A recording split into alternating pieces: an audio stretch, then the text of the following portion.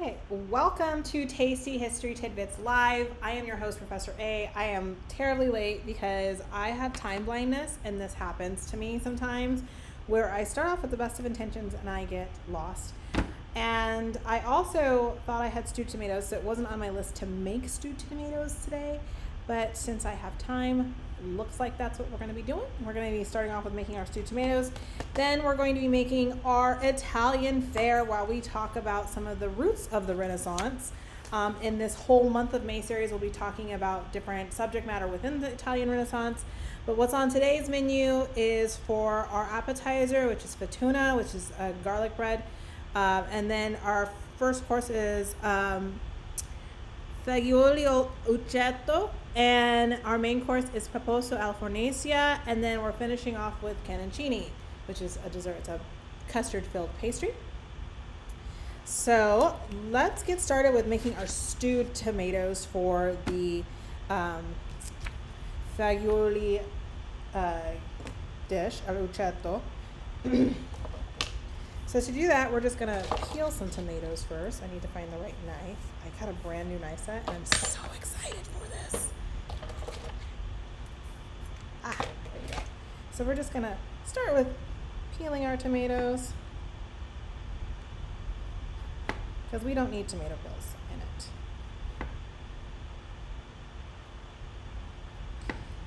it. And this, so you're gonna have to bear with me. I actually have like pages upon pages upon pages of notes on the Renaissance, the pre-Renaissance, and what kind of laid the groundwork for the Renaissance. And in order to understand the Renaissance, we actually have to start off with what happened before the Renaissance and why was it Italy? Why was it Florence? Why did Florence happen to be the perfect spot to start the Renaissance? So picture it before we get there. It's 1347 and there is a port in Marseille, which is in France, if you're not familiar with that. And a plague ship was allowed to dock. So everybody on board is sick. They have bugles, they have pustules, and the Port Authority, rather than stopping them and making them dock outwards and not letting them on, allow them to dock in port. The people get off the ship, and within a few weeks, people in Marseille, France, start to show signs of the bubonic plague. Now, this is not the first time anyone in Europe has ever seen the plague. Plague happens. It's, at the time they did not know it was caused by fleas on rats, but they'd seen minor outbreaks of the plague. And nobody really knows where it started. There is some suggestion that it might have come from the east, but again, we see plague outbreaks all throughout the world. But by far the biggest and most devastating one that we talk about is this 1347, 1348 one, because this is when 1/3 of Europe actually sees their population die. This is probably where the saying "avoid it like the plague" comes from, because once people in Marseille started developing signs of the plague, 60% of their town's population actually died. And during this period of time, that was major, 60% of a city. And we're talking about a world that did not have billions of people like it does today. So that was a huge, huge thing. So from France, it then spread through the rest of Europe. It went northward to the rest of France and eventually hitting England and all the northern European countries. And then it went west to Spain, and eventually there is really nowhere in Europe that has not been touched by this disease. And one of the consequences of this disease is not just that we see lots and lots and lots of deaths. It's that because basically whole populations and whole towns were just impacted by this, there's a cultural shift. We see the primer for an ideation switch. So to understand why this was so basically like the catalyst moment to make Europe right for the Renaissance, we have to actually talk about what late medieval Europe was like. And when I'm talking about late medieval Europe, I am going to use this specific definition, which is it is a specific chronological period which marks the fall of the Roman Empire, which is approximately 580 or the 5th century. And it was also known as the Middle Ages. The term medieval was actually coined by Renaissance thinker, and it's clever marketing by them. And keep in mind, everything that we know about the Renaissance and what we know about the period prior to the Renaissance is actually a result of a lot of these Renaissance thinkers writing. So they wanted to basically indicate that there was some period from the fall of Rome, because a lot of Renaissance thinking was looking backwards to Rome to make decisions for the future and the present, and saying that this period, nothing much really happened, nothing really interesting really happened, and then you have the Renaissance. And so that's why we've come to think of it as like the Dark Ages, because we are thinking of it in terms of like this very clever marketing done by these Renaissance thinkers. But really in that context, we start to understand that like maybe there was more to it, but people's biases.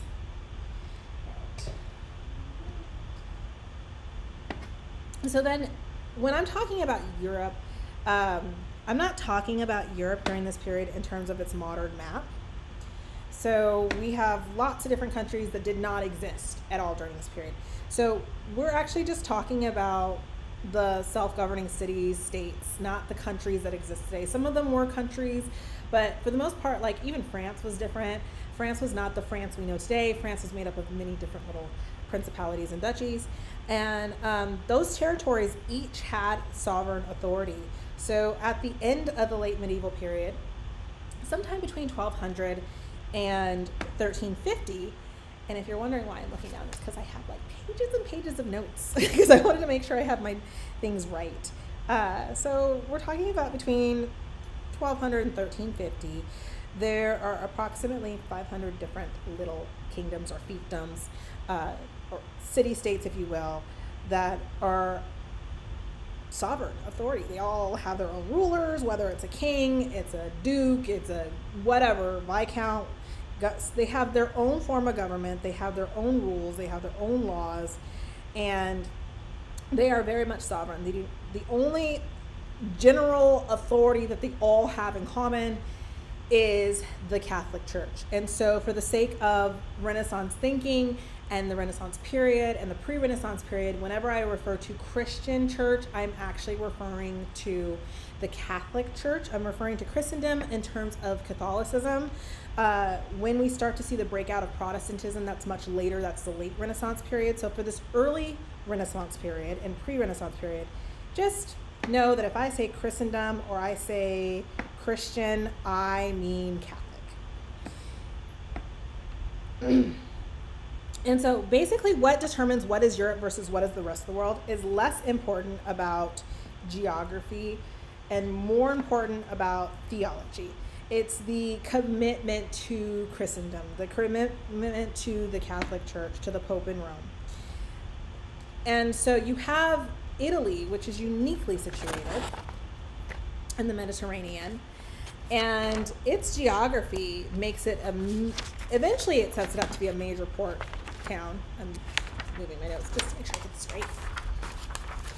I also have recipes right here too, so I'm cooking this and I'm able to see my recipe.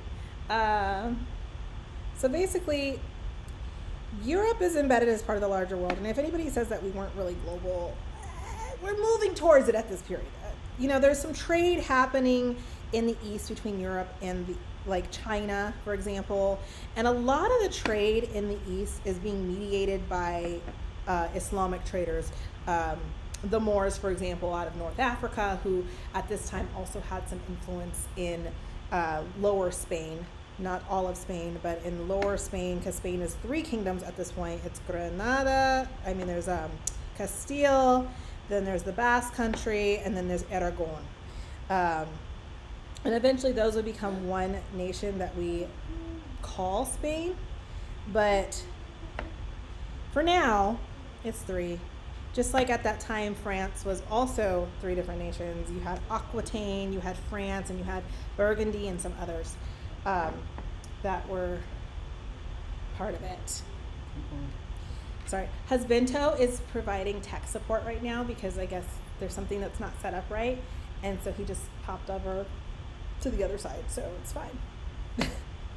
Anyway, we're almost done with slicing these tomatoes. If this was like a normal episode, these tomatoes would have been magically sliced so we could stew them and you wouldn't have to see this part.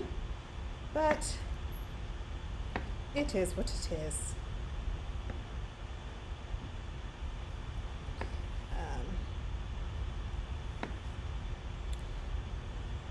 Since this is the last tomato, I'm going to pause our little pre-Renaissance history lesson there. And I'm going to get this last tomato in this pot so we can get it stewing so we can work on the next dish and we can finish talking about this. All right, so to stew tomatoes, I've got my tomatoes all cut up in this pot and I'm going to add some water. Just a little bit. And then I'm going to put this on the stove and I'm going to cook it.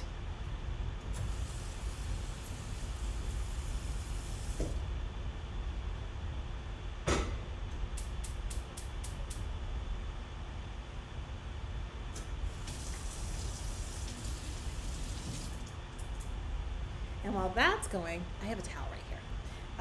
Let's clean this up.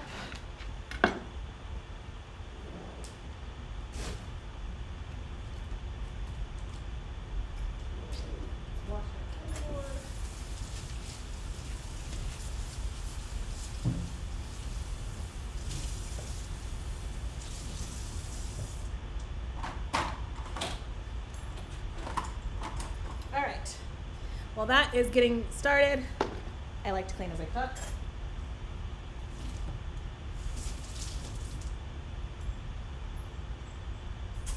It makes things much, much easier later because then you don't have to worry about cleaning up after you've made a huge, huge mess. All right, so while that's going, we have that stewing. We're gonna start working on our peposo or alla fornacini. I do not speak Italian. That is not one language I speak. I actually speak Spanish, I speak English, and I speak French. My Spanish is better than my French, and my English is my first language, but even there, I'm just like, I don't know if I speak that great. So, if anybody wants to correct me, I would like put it phonetically how it's supposed to be spelled or said. That would be great because that is something I could definitely learn. So what peposo al fornacina is, it's considered a working class stew. Traditionally, it's made with the cuts of stew meat that are just not as easy for people to eat. They're tough because you're going to stew it for a long time. It's not the great meats of a cow. It is like the stuff, whatever that you want to do. So I have some stew meat here that I have washed to get some of that extra iron off. I'm just going to drain it off a little bit.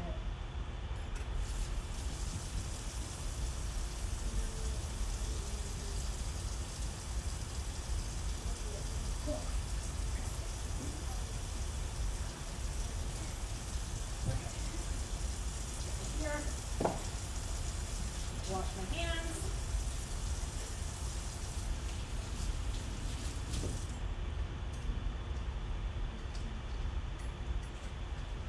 And if you're anything like me, I'm a meat freak when I cook with meat, so that is a 1/10 bleach solution.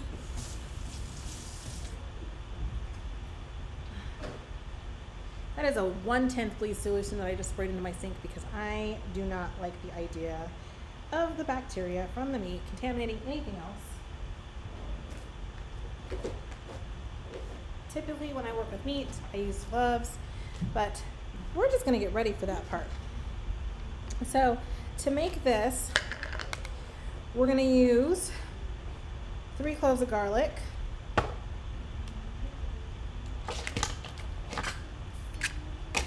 and we're just gonna chop them up a little bit so that way I can fit them in my nice little Vlad Dracula and crush them better.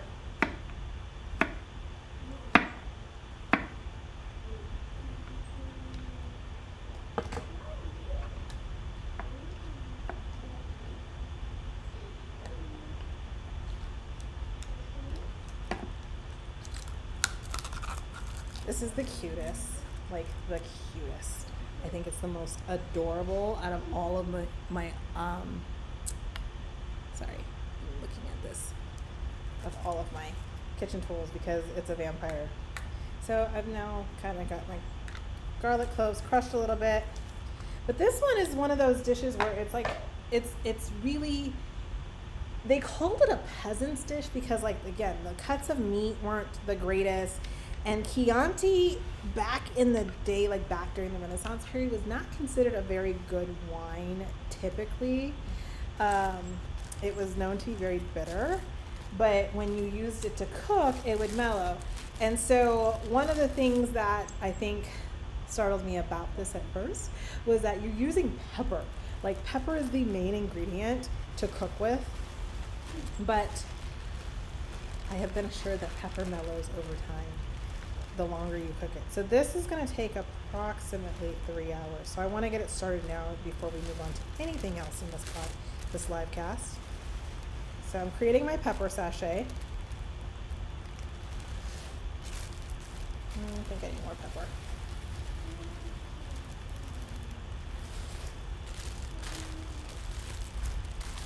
And this is just peppercorns I buy at the bulk bin at the grocery store, so that's why it's in a bag right now, because I haven't put it in my pepper grinder yet. I'm just going to tie this.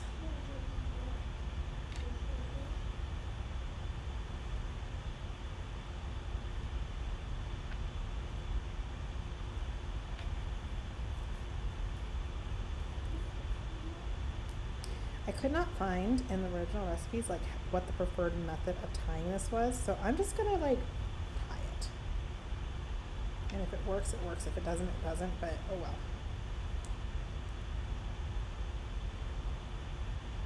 I don't read in Italian, so a lot of the recipes I read were translations of Italian recipes, so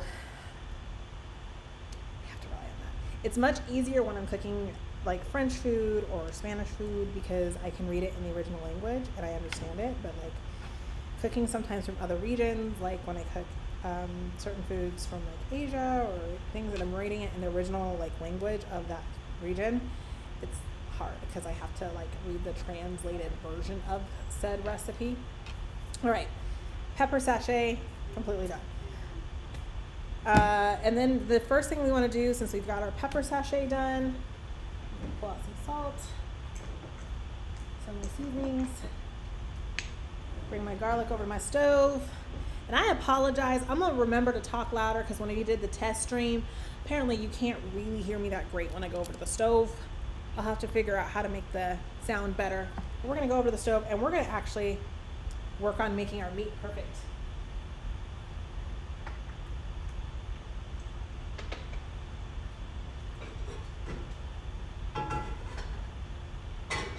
So for the sake of you being able to see everything I'm doing, I'm just gonna move this over to my middle burner. I have a lovely 5-burner stove. Move this back. And this one. All right, so we're gonna use a little bit of olive oil at the bottom of our pan.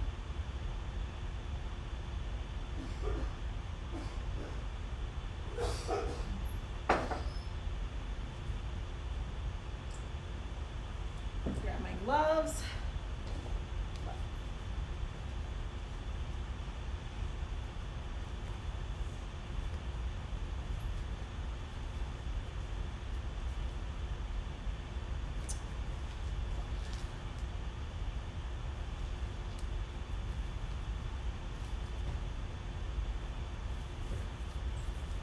And grab my Chianti because I'm going to need this. This recipe literally said pour a whole thing of wine in there. I guess I didn't open this first. Husbando forgot to open it for me. So now we're going to have to see if I can open wine today without breaking the corkscrew. That is always a thing for me. And you know what? I'm just going to call Husbando in here.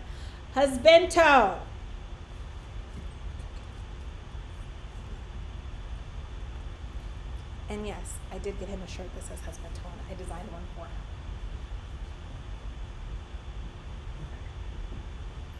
So we're going to put the meat in here. And Husbando is going to open that for me.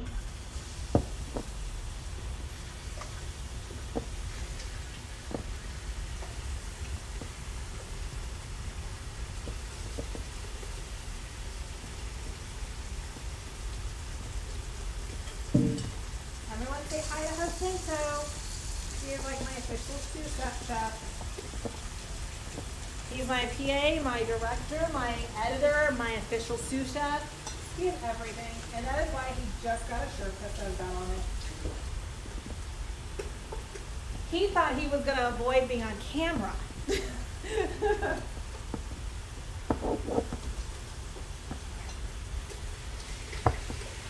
So we're going to brown this up.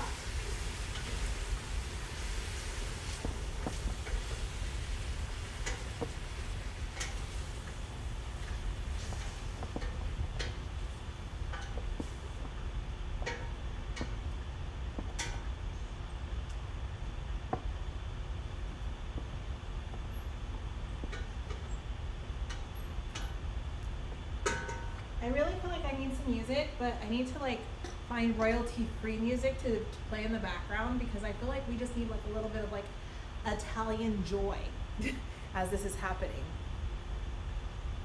That's what I feel like. I don't know about you. So we're just waiting for it. We're gonna brown that up and then we're gonna add the rest of our ingredients and then we'll go back to talking. I just got a distracting notification on my phone. Pardon me for looking at my phone. I'm sorry.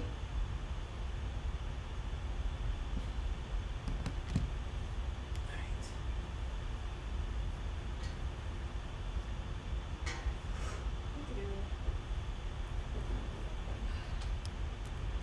And yes, I do have a Minnesota pot holder because I actually lived in Minnesota for a period of time. And I wanted to remember it. I lived in Duluth, Minnesota, and I lived in Minneapolis, Minnesota, it's like Palm area for a period of time. So we don't want to brown this too much. We just want to brown it a little bit. Part of that is because we want to release some of the flavor into the mixture.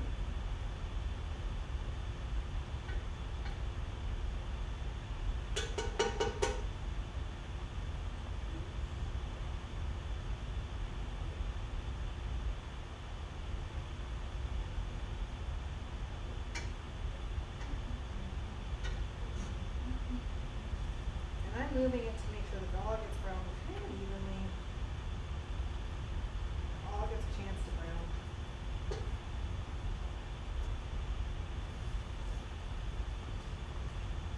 If you don't have like pre-chunked stew meat, you can buy like any kind of meat you want from the store and it will be fine. You will live. You just may have to cut it yourself, but you can usually buy pre-chunked stew meat really easily at the store. So, let's see.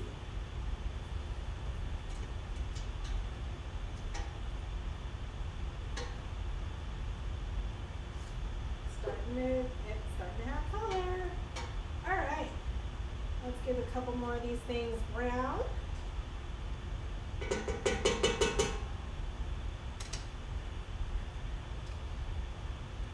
Now we're going to add our garlic.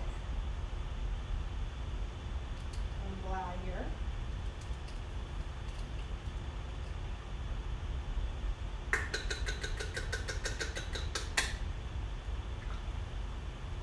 I still am going to need Vlad's talent later.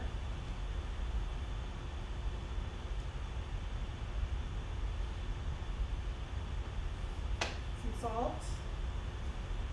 That's about half a teaspoon of salt.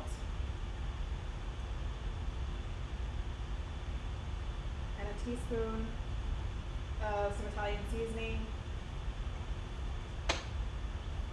We're going to stir that in there really good.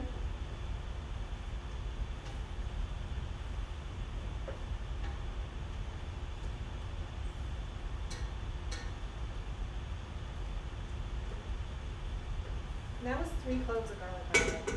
And actually put the recipe on my Patreon. And then by the end of the month, I'll actually have a book of all of the recipes that we made this month. So that way you can just have a digital copy of every recipe that we made this month. And now we're going to do the Chianti.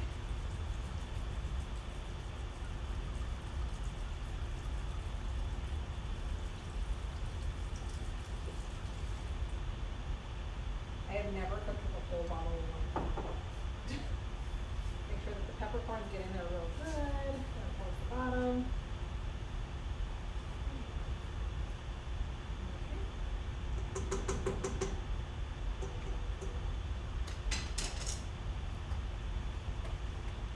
A little bouillon to this, just to give a little extra flavor.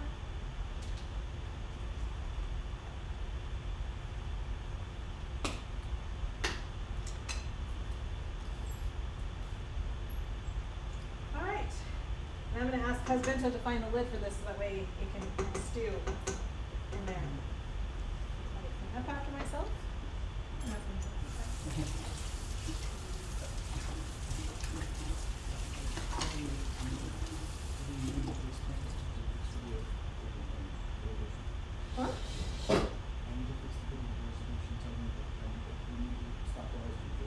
On YouTube?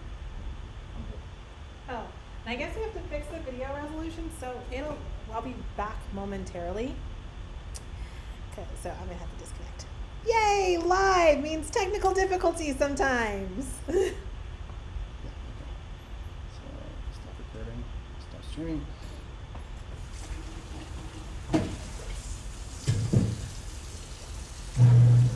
Yeah, the video was totally lagging on you the whole damn time. The whole time it's been lagging in YouTube.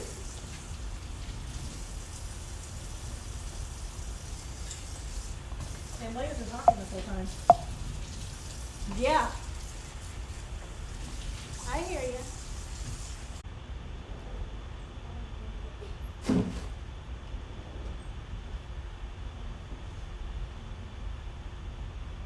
Are we back?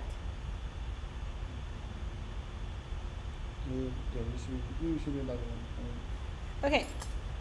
I am being told that we should be live again. All right. I'm being told that we should be live again. Yay! So when we left off, I was just finishing up putting that the peposo alla fornicina on the stove. So right now we're gonna wait till that starts to bubble. And literally, I dumped a whole bottle of Chianti in there because that is what the recipe required. So we're gonna see how that turns out. That's gonna be exciting. Ignore my dancing. I do that a lot. All right, so we have to bring it up to a boil, then we got to lower the heat to a simmer, and then we got to cover it. So we'll see how that is in 2 hours. Husbando's coming back out again for tech support. He said that I'm fine. Apparently the frame rate was dropping, and so he wanted to fix it because he was like, your frame rate keeps dropping, and I'm just like, okay. So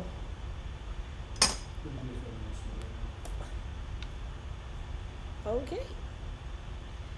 And it looks like I still have the wrong title on the video.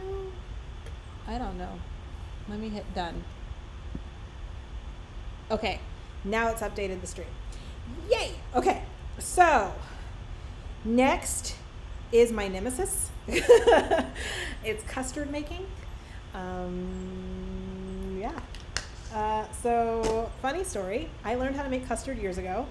Decided it was a pain in the butt, and decided I didn't want to do it again. So I stopped making custard. Then for this live stream, I decided, genius me went self. Let's make canoncini. Canoncini sounds delicious. And then I go research, find recipes, and I have to write my own recipe, and gosh darn it, wouldn't you know, it requires custard making. All right, so if any day is the day to get over my nemesis, it's today. We are going to be here for a little while anyway. You're going to be keeping me company, so if I mess it up, I have time to remake it. And like I said, any recipe that looks delicious, I am going to post it on either my Patreon for subscribers, and then at the end of the month, you could actually get it at the Tasty History Tidbits shop.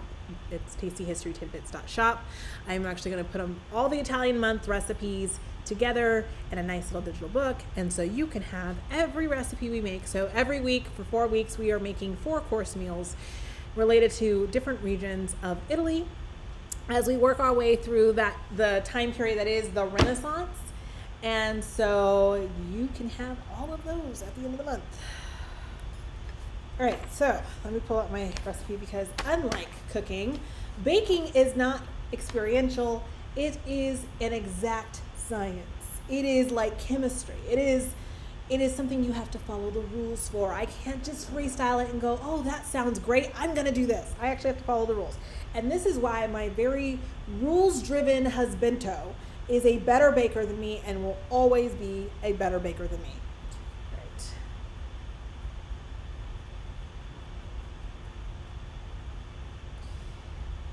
So, I have to warm up some milk.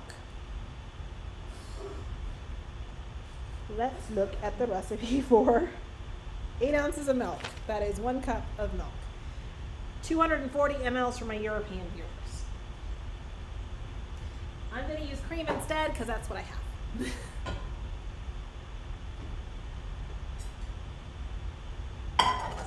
Ooh, and our puposo is now boiling, so we can now reduce it to a simmer and cover.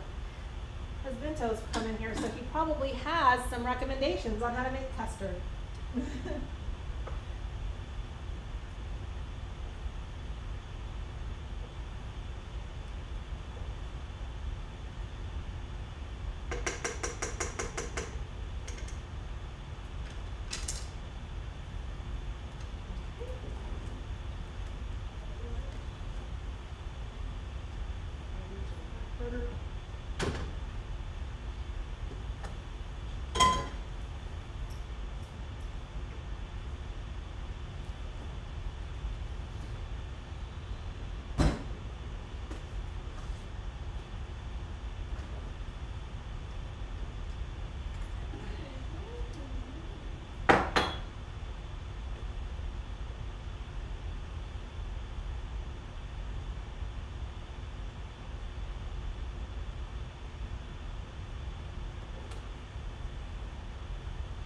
Alright, so we're going to go with 1 cup of cream.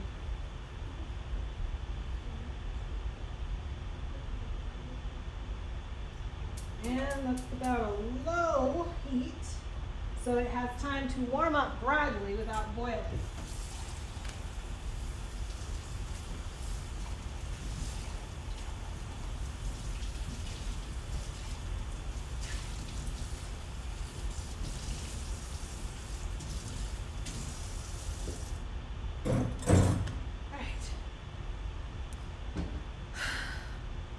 I'm gonna be honest, this is the recipe I'm the most nervous about.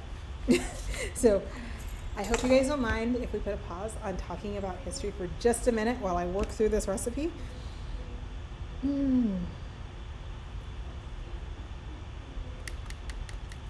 So I need 3 egg yolks.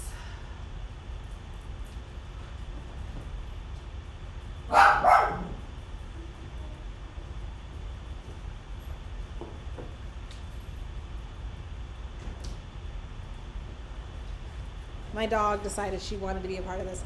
Hi, how do you say that? Halsgar.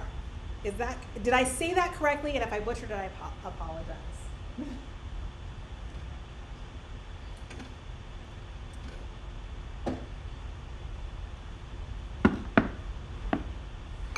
Okay, so the milk temperature has to be 170 degrees Fahrenheit. Otherwise, it's going to be boiling. I need to find my infrared thermometer. One moment. Haha! Husbando found it. Oh, I'm glad I said it correctly because I don't like to butcher people's names. So, I'm doing good. I am making a recipe right now that has me nervous.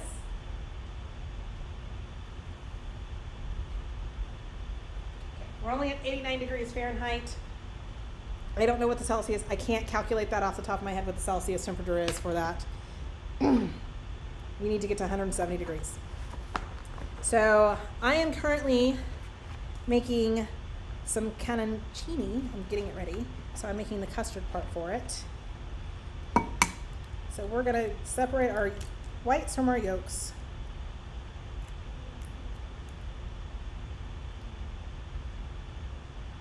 I could turn the yolks into scrambled eggs later for my dogs. They'll love that.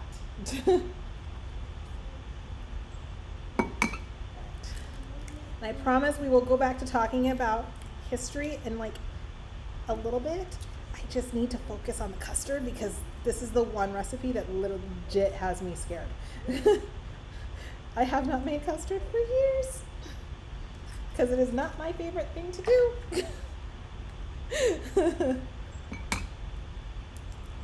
But I swore I was going to nail it, so I'm going to give it a try. All right, that was great. All right, 3 egg yolks. Waste not, want not. I'll scramble those for my dog and put them in my dog's food later.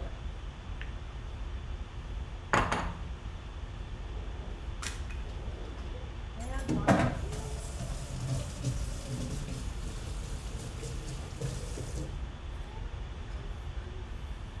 And then the next thing we are going to need for this is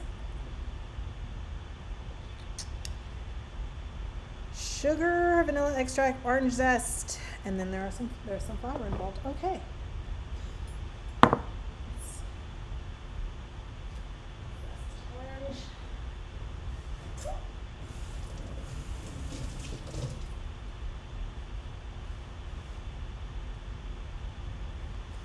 We're gonna zest an orange here.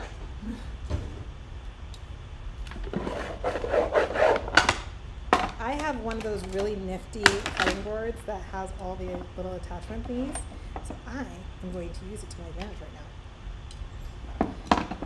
We're gonna zest this orange. And if you remember from our limoncello, for those of you who may have tuned in for limoncello on Sunday, when we zest, it's just a quick one and then turn because you don't want the pith, which is the white part, which is what makes your food bitter.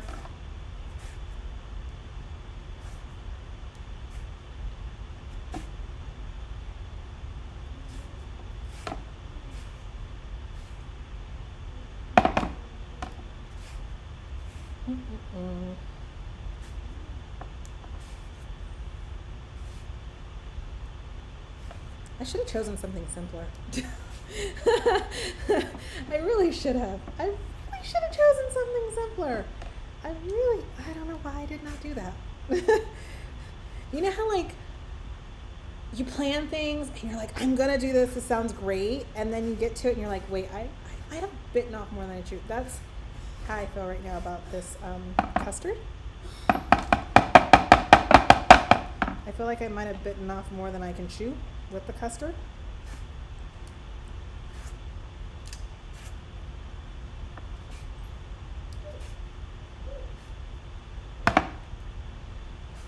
But I promise we'll go back to the Renaissance history in just a minute. Yes, exactly. Halsgar, like that is past me. Okay, so I have been planning this Renaissance live stream series for like a month. So I started back in April and was like, I love like the Renaissance. Let's talk about the Renaissance. Let's talk about what led up to the Renaissance. We'll talk about like what happened during the Renaissance. Let's talk about how the Renaissance ended. And then I'm like, okay, so we're gonna go and we're gonna do authentic Italian cuisine from different regions. So this week we're talking about Florentine cooking, and so I'm doing some Florentine recipes. Where we can trace the recipes back to that region. That doesn't mean that it's like only that region, but it's like we can trace it back to that based on like historical documents and historical records of when the food started to appear in the historical record. That doesn't mean that other Italians don't do cannioncini, but like, you know, it starts to appear in the historical record in Florence, right? So I was like, I'm gonna do this, and it sounds so great, and it looks so good, and then I was like, yes. So I looked up, I got the translations of the recipes. I did a little bit of like jazzing up to make sure I could get the ingredients, because where I'm at, we don't tend to have some of the same ingredients. A lot of same ingredients, but not all of them are the same. And then I was like, this is going to turn out great. And then now we're shooting. And I'm sitting here going, why? Why did I want to make something with a custard when you don't like making custards? All right, that is done. That is zested, right proper.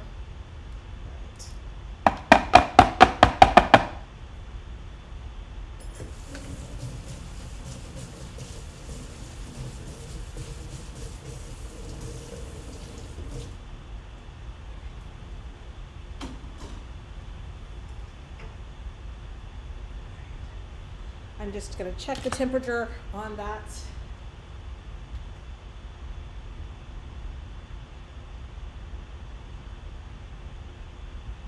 Okay, I'm going to take this off the heat so that way it doesn't continue to heat up and boil. Our tomatoes are stewing.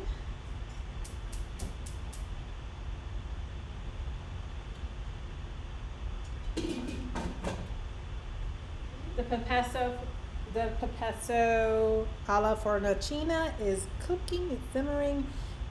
I took that off the heat so I don't destroy it. That's great.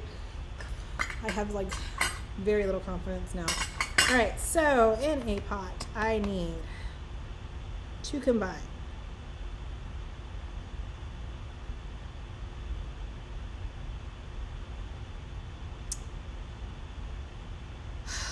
okay, so I got 3 tablespoons of flour.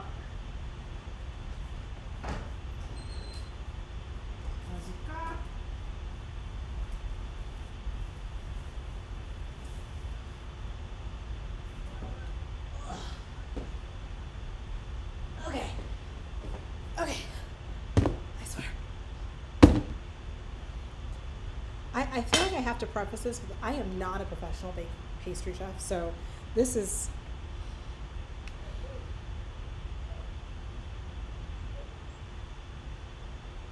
nerve-wracking. I'm not gonna lie. Vanilla extract.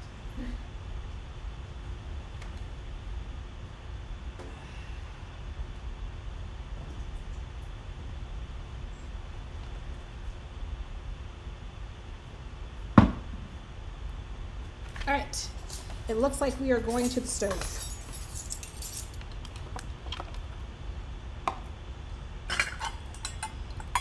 Hopefully I do not split my eggs.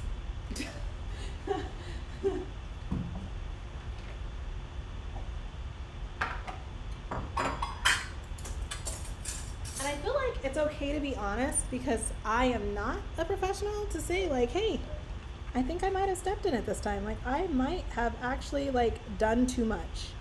That happens. It's realistic. Whisk, nifty whisk. Got all my ingredients over there. I am very confident about the food dishes that I have to cook. It's the baking that makes me nervous. All right, so we're gonna move this off the stove. Ooh, our sweet tomatoes again.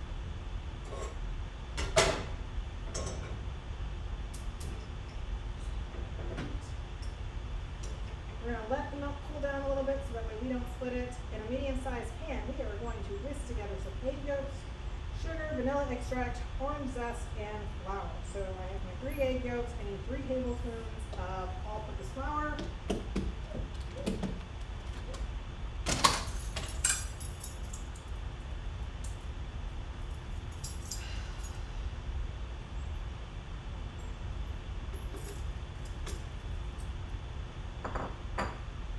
I am going with the whole like wet into dry thing because it's so much easier to go wet into dry than the other way around without pumping.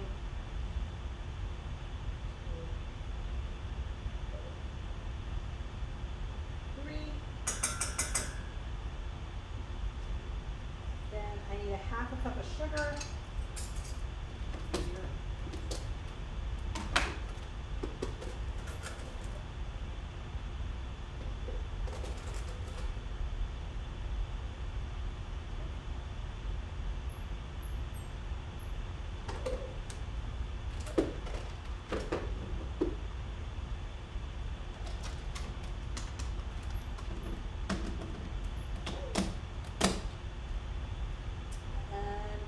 teaspoon of vanilla extract. Oh, where's my teaspoon? Half a teaspoon. Where's my teaspoon?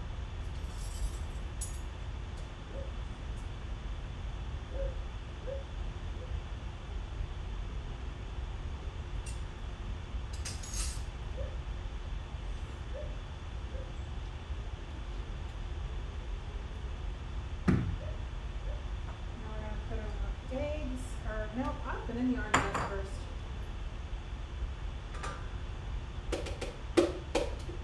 Dear future self, be less ambitious.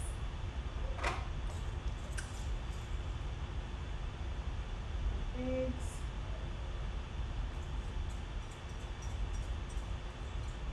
This is just the yolks.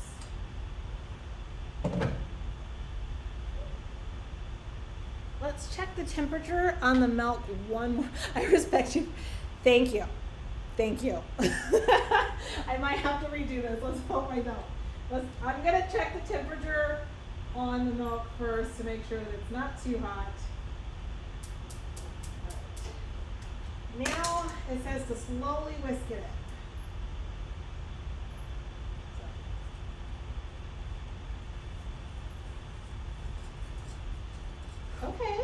Okay, we got this. We're not cooking our eggs right now.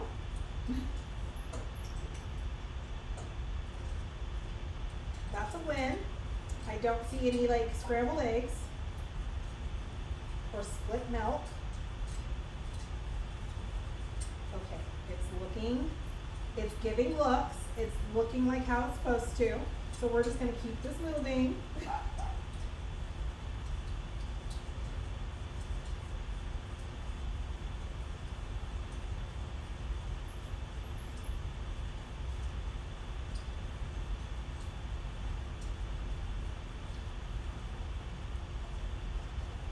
Okay.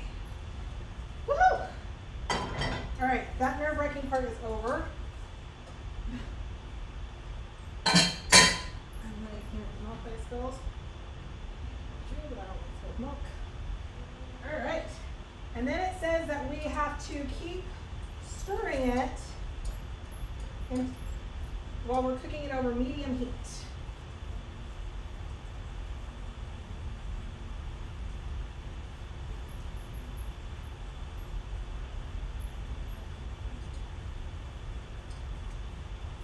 It's gonna thicken up. Oh my gosh, this Caposa a la Fortina smells so good. Okay, not gonna lie, it took a whole bottle of Chianti in there, but it, it's starting to smell great.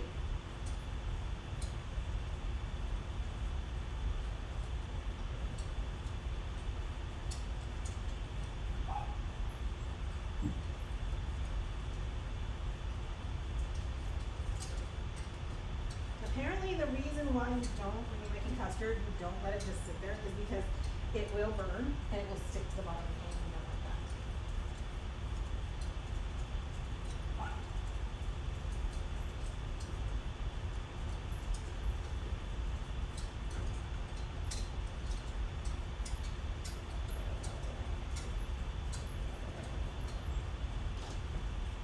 Alright, it's giving actual food, like edible food. This is great. This is great.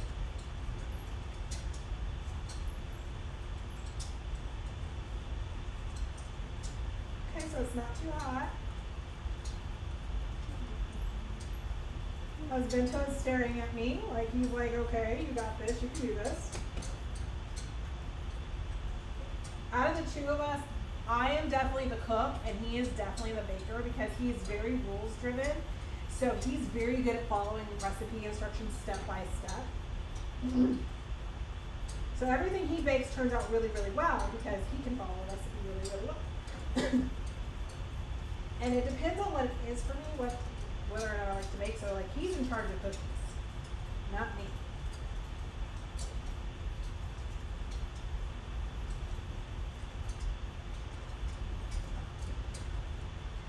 And I am very sorry if you cannot hear me because I am over by my stove and the mic is way over there and we're gonna have to figure out the sound so I don't have to scream at you.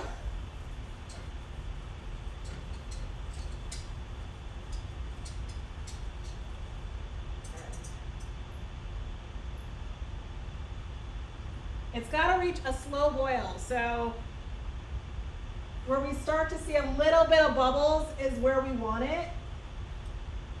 Not a whole lot, but we have to, in the meantime, keep stirring it. But it's going to thicken, and it's starting to thicken. I can feel it thickening. It's starting to thicken.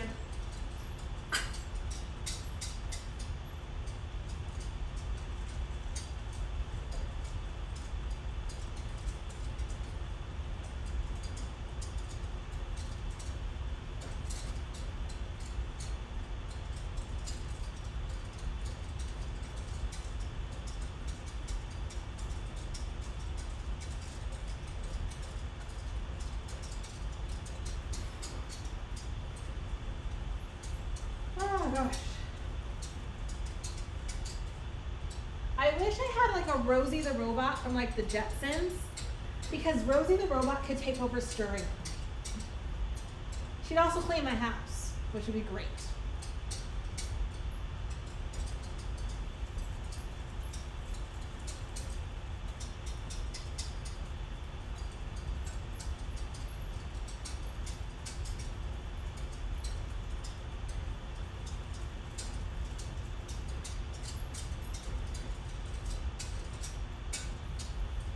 You know, this is going to be like interesting because like now that I've got the custard and I'm sitting here going, yeah, this turned out the way it's supposed to. I'm thinking I might do a whole month where I just make different ice cream recipes from different regions and from different pieces of history. Like for example, there is an ice cream recipe that comes from Monticello, or maybe it's Mountain Vernon. No, it's Mountain Vernon. And it's made with Parmesan cheese. It's a colonial American recipe. So it is starting, ooh, it's starting to be custard. Yes, yes, this is working. Check the temperature again so I don't overheat it. We're only at 167, so we're good.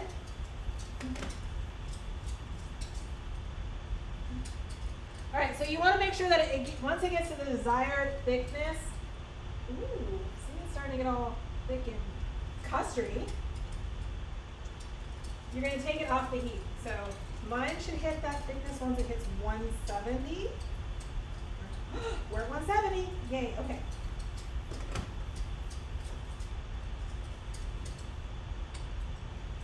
We're going to take that off the heat. So I just turned off the burner. In the meantime, I will put the puposo back so we can see how that one's going.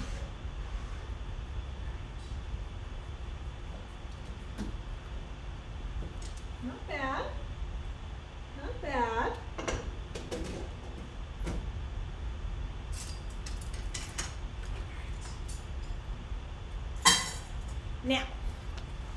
Now we need a glass bowl.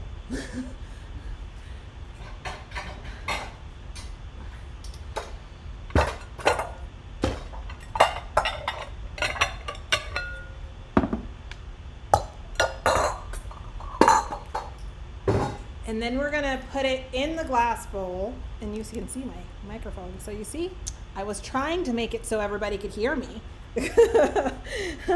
I need to figure out a better setup for by the stove. So now we're gonna take the glass bowl, we're gonna put the custard in the glass bowl, we're gonna cover it, and I'm gonna have husband to put it in my other fridge, which is out in my garage.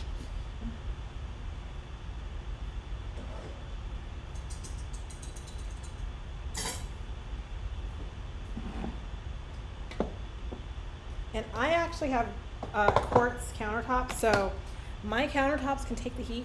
I wouldn't recommend putting them on non-quartz countertop, a hot thing.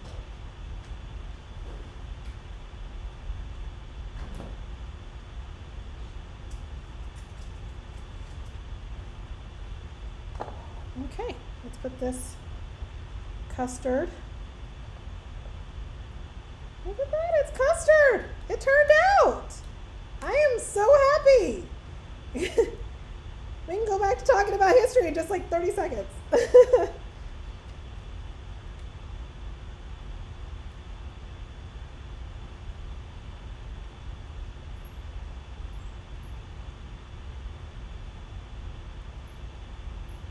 Okay. Look at that, it's custard! Yay!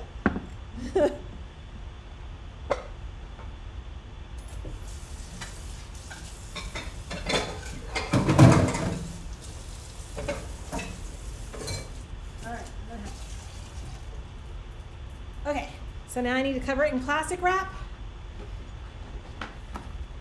And I need to refrigerate it. And then we're gonna preheat the oven and we're gonna work on making the actual pastry. I am choosing not to make a puff pastry from scratch today because the custard was enough of a challenge.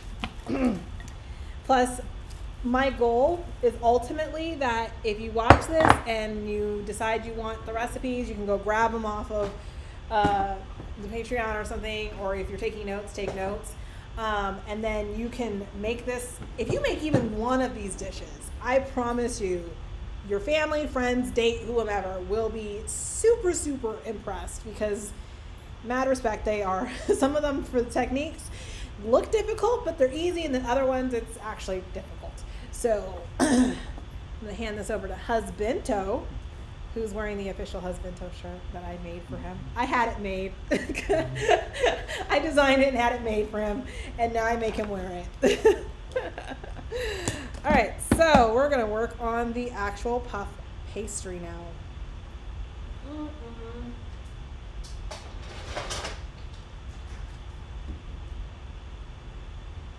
And because nobody really has time to make puff pastry unless you love doing it and you want to make it from scratch, in which case I say more power to you. I went to the store and bought pastry sheets. It's cheating. I don't care.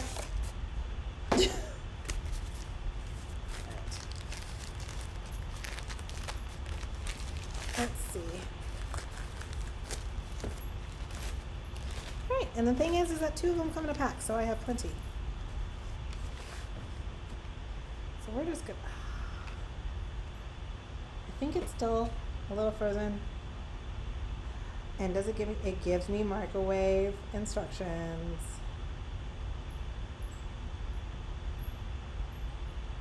Oh, well, it says until it unfolds easily. Well, it does unfold easily, so maybe it doesn't need to be.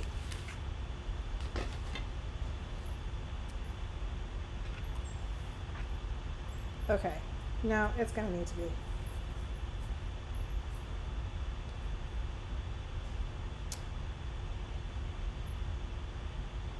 All right. So, according to our nifty recipe, I swear I will get back to history in just like 30, as soon as I get this done. We need to sprinkle some sugar on our cutting board or your counter. And roll out our puff pastry. So, I got my sugar, azúcar in Spanish, en español. Sprinkle some. Sprinkle, sprinkle, sprinkle.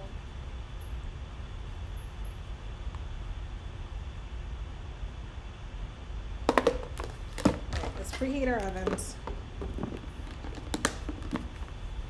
400 degrees.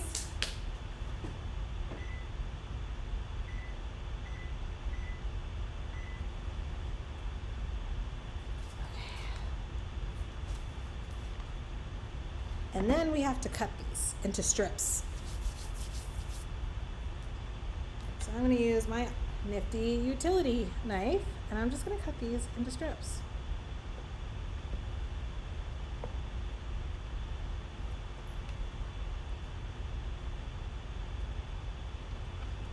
Okay, I'm terrible at making them even, so I'm just going to use one as the guide.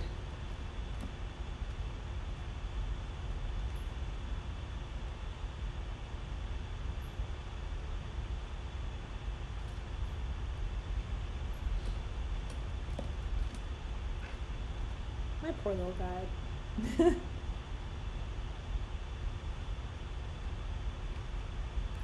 Okay. All right, so now this is the part I can do and talk at the same time because it does not require as much concentration as making a custard. So I feel confident again. I feel good. So anyway, where we left off before I had to briefly cut off the live stream because we talked about the plague hitting Marseille and destroyed 60% of the town of Marseille at the time. And for those of you who are unacquainted, Marseille is in France. And then we talked about what the definition of Christendom is for the sake of this early Renaissance history. We are not defining it in terms of like all the various denominations of Christianity. There's only one at this time. We're in the, you know, early Renaissance, late medieval period. So there's only one Christian church, which is the Catholic Church. We have not seen Reformation yet. That happens towards the end of the Renaissance. And since we're at the beginning, whenever I say Christendom, I really mean the Catholic Church. I mean Catholicism. And we talked about how Europe was not like what we think of today in terms of countries with very clear borders. We're talking about hundreds of little tiny fiefdoms, basically. Like these are, I don't know if I should make them a little bit thinner. We'll start to wrap them and then decide if we need to make them thinner. So we're talking like 500 different like sovereign little fiefdoms, like little city-states or duchies or whatever at the time. There are some countries that we kind of recognize, but like for the most part, like I was saying, Spain is like three or four different territories. France is like 3 or 4 different territories. England, Wales, Northern Ireland are not all one yet. When we say England, we just mean England. Scotland is its own thing, and it's ruled over by lots of little people, but we're not talking about that. So we're talking, and then we talked about how like the plague went from the plague of 1347, 1348, basically went from Marseille northward through France and the rest of Europe, and then westward to Spain. So this is where we're at. This is the stage. So now we're going to talk about, like, we talk about trade, and so really, where Italy was situated was very unique because it was considered the last port of Christendom. For these horns, I've got an extra large baking sheet. We're going to line it with parchment paper. I know it's like whiplash, right? Because I'm talking history and then I'm telling you like more food instructions, right? So we're going to take some parchment paper. If you don't have parchment paper, just make sure it's a well-greased pan. That's okay. Not everybody has parchment paper. I do a lot of cooking, so I have parchment paper. You don't have to buy fancy things to be a good cook. I just run a cooking channel, so on both YouTube and here on Twitch now. I'm a new Twitch streamer. So we put that aside. Right there. And then we have, these are horns, the little horns for our canonici. You can use them for different types of pastries. I got this kit on Amazon that comes with this, some cake decorating tips, and some other like round pastry things, shapes. So again, and if you don't have this, then you can do whatever works for you. But this was, I think I spent like $10 on this on Amazon. I can always link to it later. If you catch the replay on YouTube, I can link to the product in the description box so you can see what I got. Because I don't believe in, unless you're going to be using it heavy duty, there's no reason for you to buy like the most expensive thing. And even if you're using it heavy duty, I'm always a big fan of like durability over like expense. So just, I have found some of the best products I have been the ones that don't cost me a lot. And thank you for the follow, Persistent Post Pa. No, thank you. Anyway, so now that I've got, I'm flipping them over so both sides get the sugar on them, so the way you have sugary goodness, because I love things that are sweet. And now we're gonna start working on wrapping our horns. You know what? I'm gonna spray these a little bit. I think I'm gonna spray them. All right. So my favorite product to bake with, I know Pam is what like a lot of our parents used. I don't like Pam because it leaves a taste, and I have a very sensitive palate, so I taste everything. So I use Baker's Joy literally because it is wonderful. If I don't just grease it with like butter, I will use Baker's Joy because it has no flavor. So it's really like when you spray it, it doesn't taste like anything. So I'm just gonna take a minute to actually spray my horns. Let's do that. So that way they don't stick.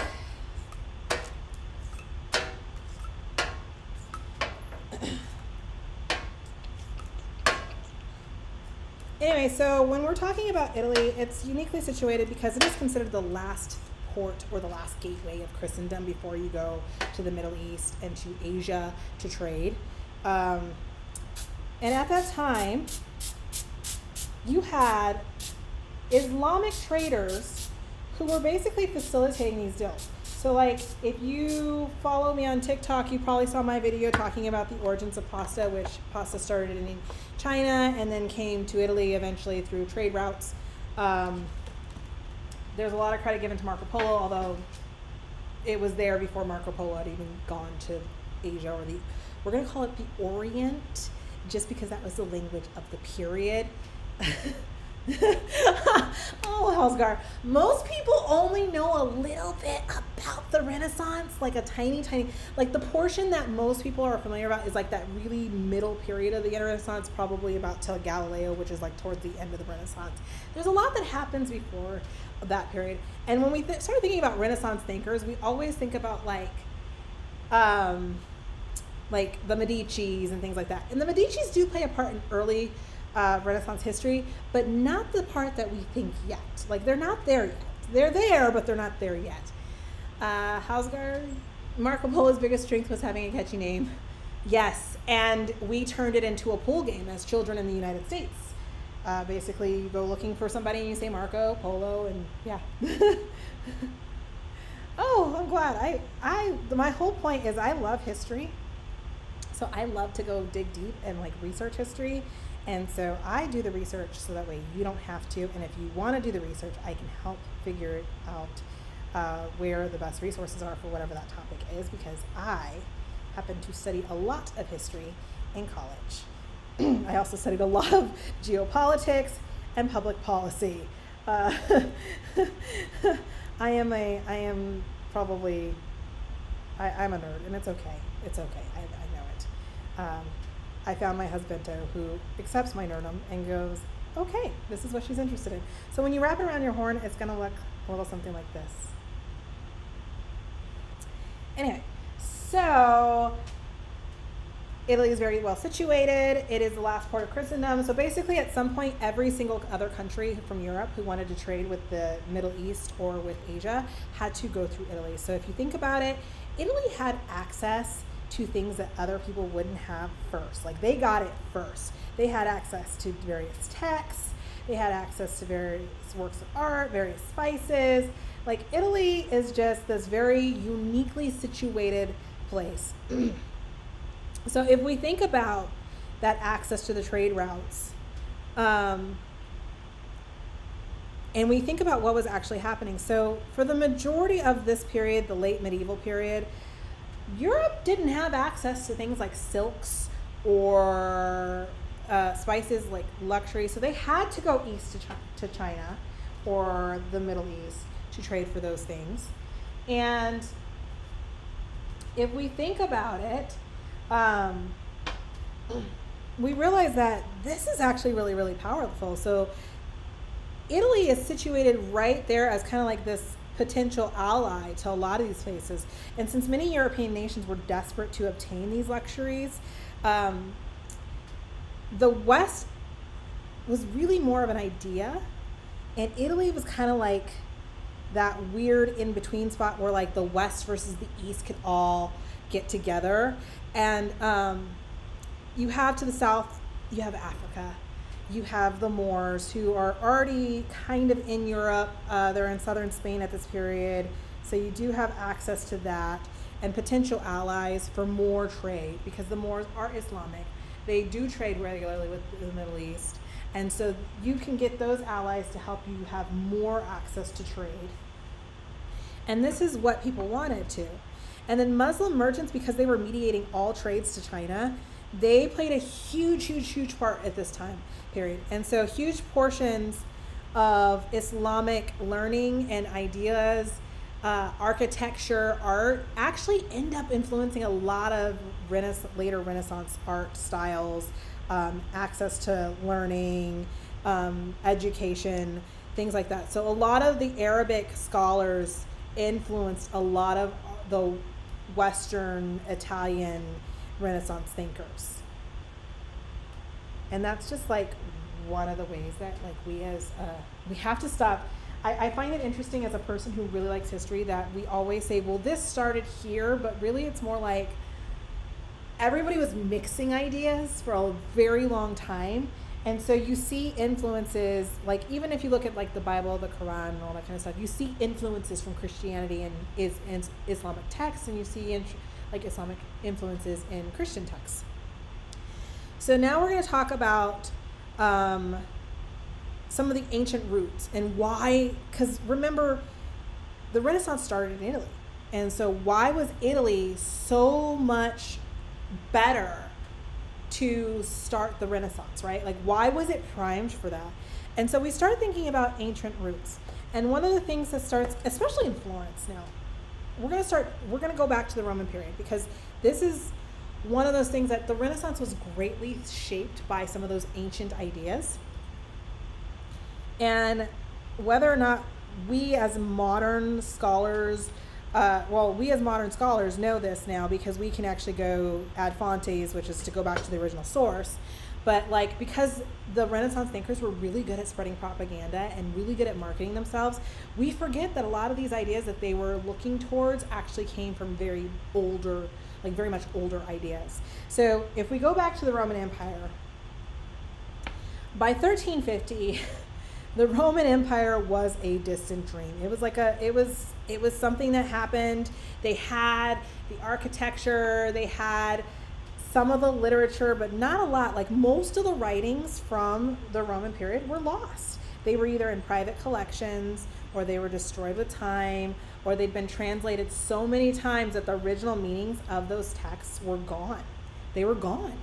And so Rome had disintegrated 1,000 years prior to, this whole plague thing and prior to the Renaissance. And it profoundly shaped Europe during the time period that existed, because we always think of Rome as this very brief civilization. It lasted for so long. Like it's literally like it was a big empire for a very, very long time. And in that time, they built roads, they built aqueducts, they had infrastructure to facilitate empire building.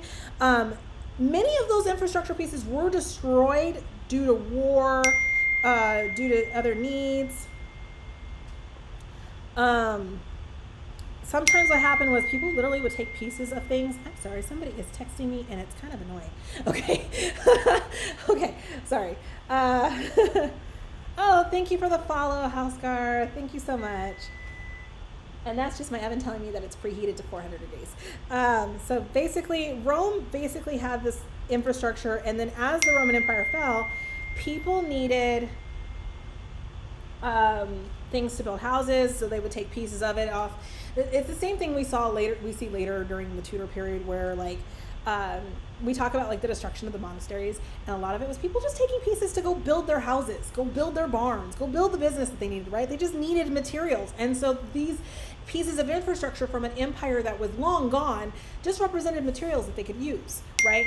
Although the trade routes were still there, and a lot of the Roman roads were still there because they're well-worn roads in the ground that you can't just pull things out of, but you could for something like the some of the aqueducts were gone, some of the other infrastructure were gone. And they also left behind, besides the physical infrastructure legacy, the Romans left behind a legacy for like legal pursuits and legal scholarship, I should say. And many of the fundamental laws that governed much of like Christendom at the time, or even Italy, were basically Roman laws. So they were Roman in nature, or they were heavily influenced by Rome.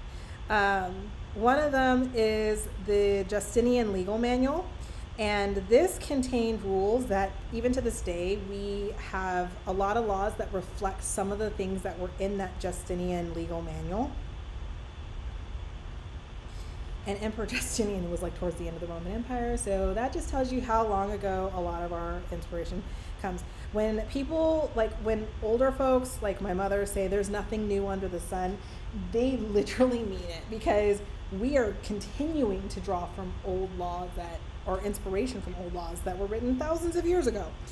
And so then we start looking at religion, because religion also was a big thing in the latter half of the Roman Empire. And we start to see the forming of the idea of the West and Europe. And basically, it was the end of the Roman period was the starting point of European Christianity.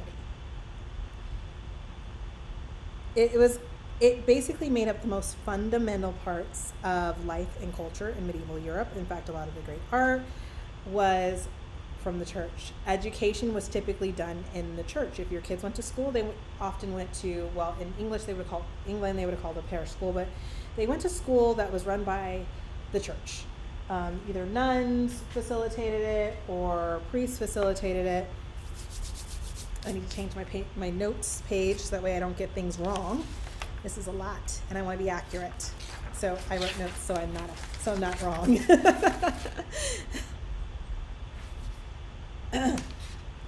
And so the church, the Christian church, embraced some parts of like Roman life, but not all of it. But it did play a pretty heavy part of like the formation of the church. And by the end of the medieval period, the Roman philosophic thinking, culture, and art no longer had that much of an influence on the way people were thinking. It was what the church was doing, because remember, a lot of the things from that late Roman period had been destroyed. They were lost. They were locked away. The church itself had a huge collection of these ancient texts. Private collectors had these ancient texts. So there are many, many reasons why these things were lost, but they were lost is the big takeaway here. And that is why when Renaissance thinkers started espousing why their period is so much better than the period that came before, and they started calling it the Dark Ages and the Medieval Ages and the Middle Ages and stuff, that's why, because they lost a lot of access to the languages, the original languages that it was in. They lost a lot of access to the text. I'm just sorry, I am making sure that these slices are not too big.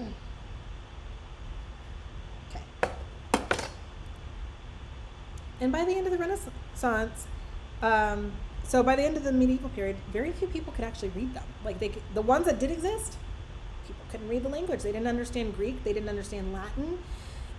They could not read the original text. So they relied on these church translations of the text.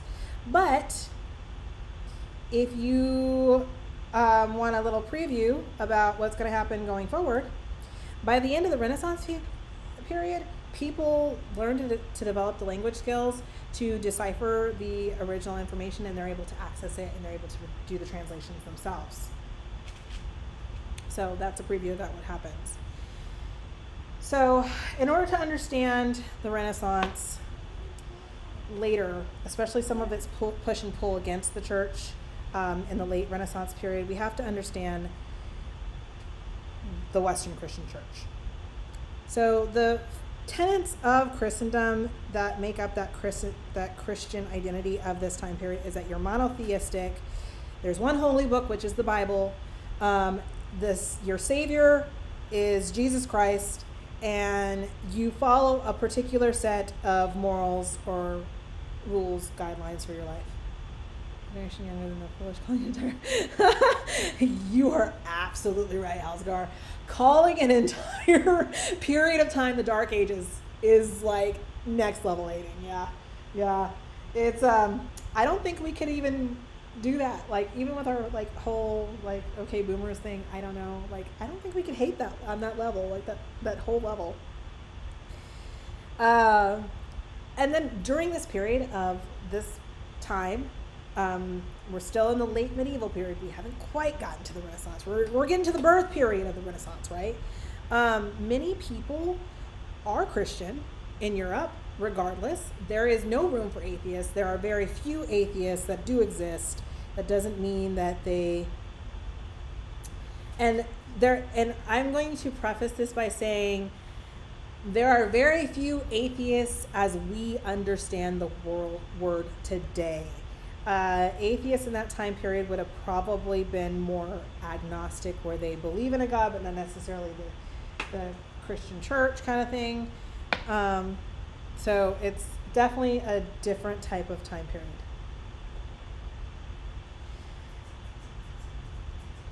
Basically, because of the way society was structured at that time, it was inescapable to be Christian. Like, your whole village would be Christian. That was how you got business done. That was how you got the aid you needed for your kids. Christianity was a fact of your life. It dominated a huge portion of your life. It dominated the way people thought about the world around them and perceived the world around them. It just was what it was. It was a huge, huge force. And not necessarily for good or bad. It just was what it was. It was one of those things where it was what it was. And then you had your whole life was basically mediated by the church. At this time period, you have Pope Clement VI, who's in charge of the Christian church. I actually have more than I needed. And it's the way the Catholic Church worked, and it still works, is that it has a massive hierarchy of bishops, cardinals, parish priests, and they're spread all over Europe. They served as the ultimate moral authority in their community. So if you wanted to know anything about anything, you would go to your priest or your bishop or your cardinal. You'd go to the church. And according to a lot of the arguments of the time, the Pope was the most powerful man in Europe, because if we think about how these societies were structured, it was God, the Pope, kings, then members of the church, like the bishops, the cardinals, then you had like the parish priests, then you had nobles, then you had not necessarily merchant class yet, but kind of in there, the rich people, but they weren't quite there yet, and then you had peasants.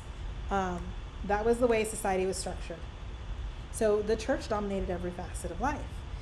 And we often think that criticism of the church is something relatively new, or it didn't start happening until after the Diet of Worms with Martin Luther.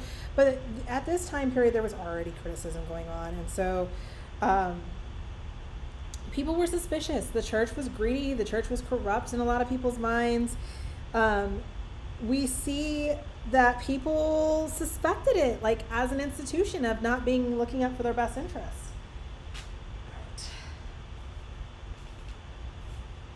And we see that reflected in literature of the time period.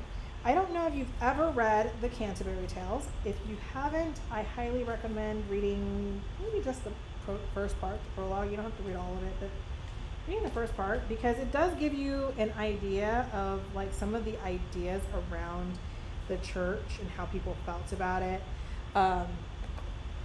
Before I continue, all right, we've got our horns done, so we're gonna go and stick these in the oven. According to my recipe, they need to be in there for, oh wait, I have to egg wash them first.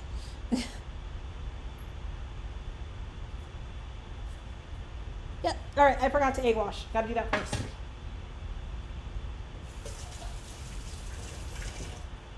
All right, so if you've never done an egg wash, it is the easiest thing to do. It is literally one egg and some water.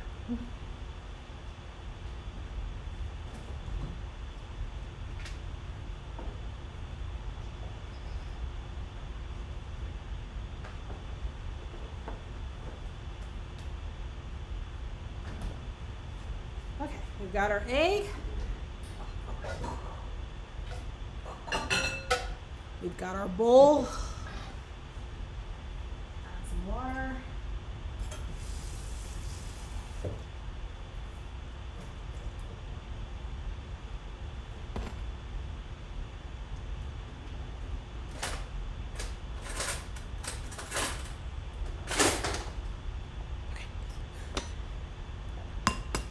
crack our egg in there.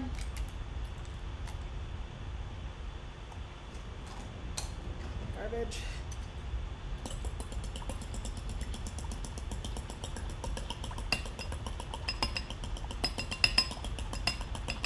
We're just gonna beat it. And yes, the song beat. Oh yeah, it's a nice thing. It's just one egg, and some water. You beat it till it's about this consistency and color. I reach under here and grab my baking brushes.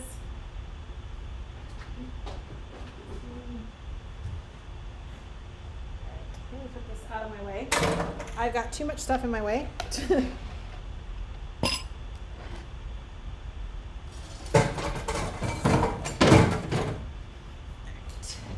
So, to do an egg wash on your baked goods, once it's completely mixed really thoroughly, put it in there. We're going to take this brush. We're just going to go all over our cones. And what it does is it gives it a nice golden brown hue.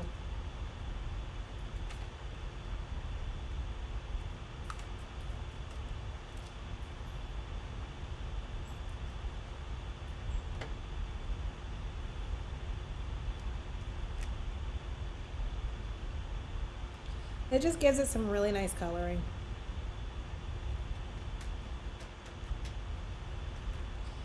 So the nice thing about cooking, the thing that I love about cooking is like once you know basic techniques, if a recipe ever calls for it, you kind of know what you're doing, even if you've never made the recipe before. So like you're like, oh, I know what this is. So like in this instance, I know what an egg wash is because I've made bread or something with it on it, or I've done other baking that requires an egg wash, like with pies. And so I'm like, oh, I know what that is.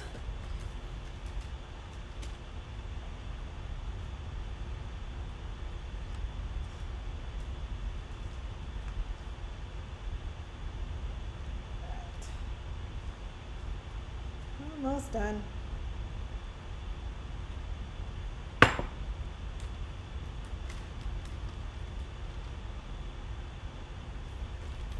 few ones. All right. And then we're going to pop this in our oven. I'm going to tell Alexa to set a timer. 20 minutes. So let's pop it in the oven.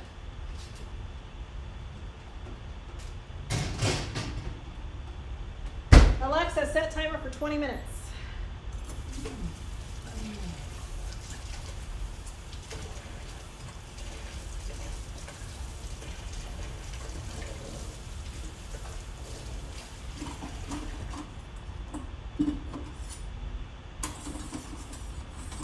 All right.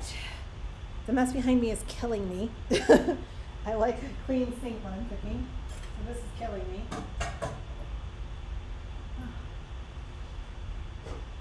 But we need to move on to our next thing.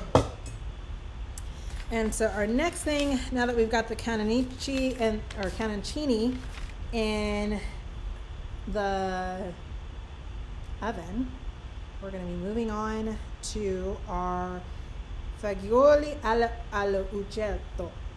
And if I don't say that right, it's basically a bean dish. So for that one, I am going to need to go to my stove again.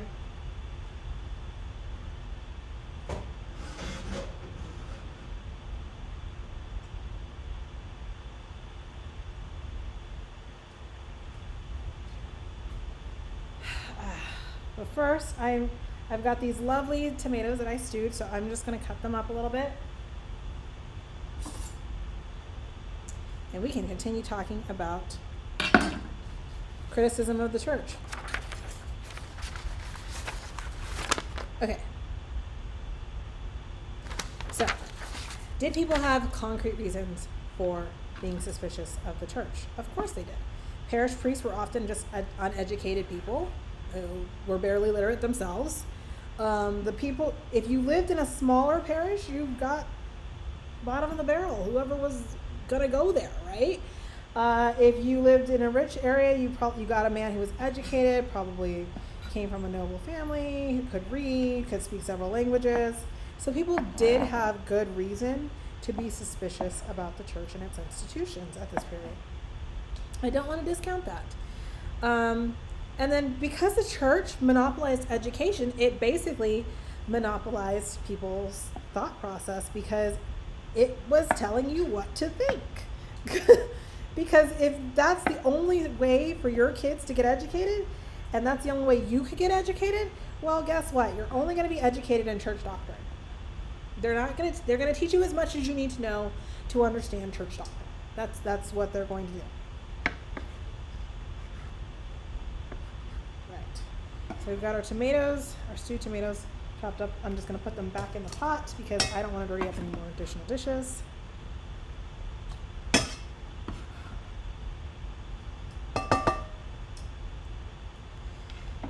Clean my thing. I'm going to wipe this off because I'm going to use this board some more, probably, more than likely.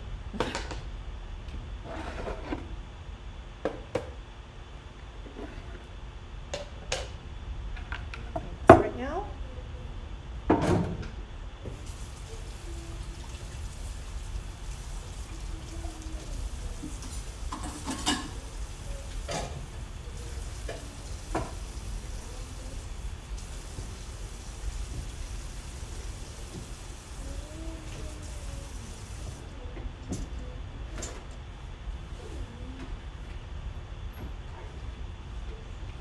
All right, nice clean board. And I'm going to put one of these in here because I have, and I don't have the hole anymore for dropping things in. All right, so we were talking about the church. And so when we're talking about the church, one of the things that we're actually talking about is the doctrine about the great chain of being, which is a piece of Renaissance art, or pre-Renaissance art. It's medieval art, actually. And it is both an idea and a piece of art. There is an intricate marriage between ideas and art. I will never say there is not. So for our fagioli alla uccetta, or cetto, we're going to take four cloves of fresh garlic. I'm going to cut them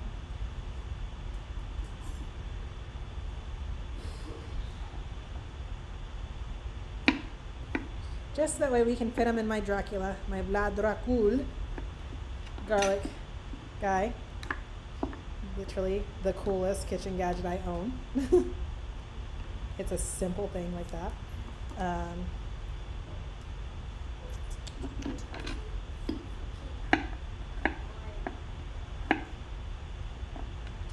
And I'm also going to throw because I just looked at the time and realized how long that the Paposo has been cooking. I'm just going to throw a bay leaf in there.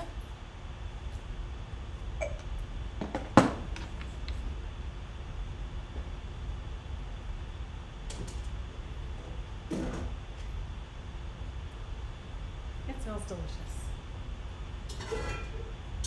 Alright. It smells super, super good.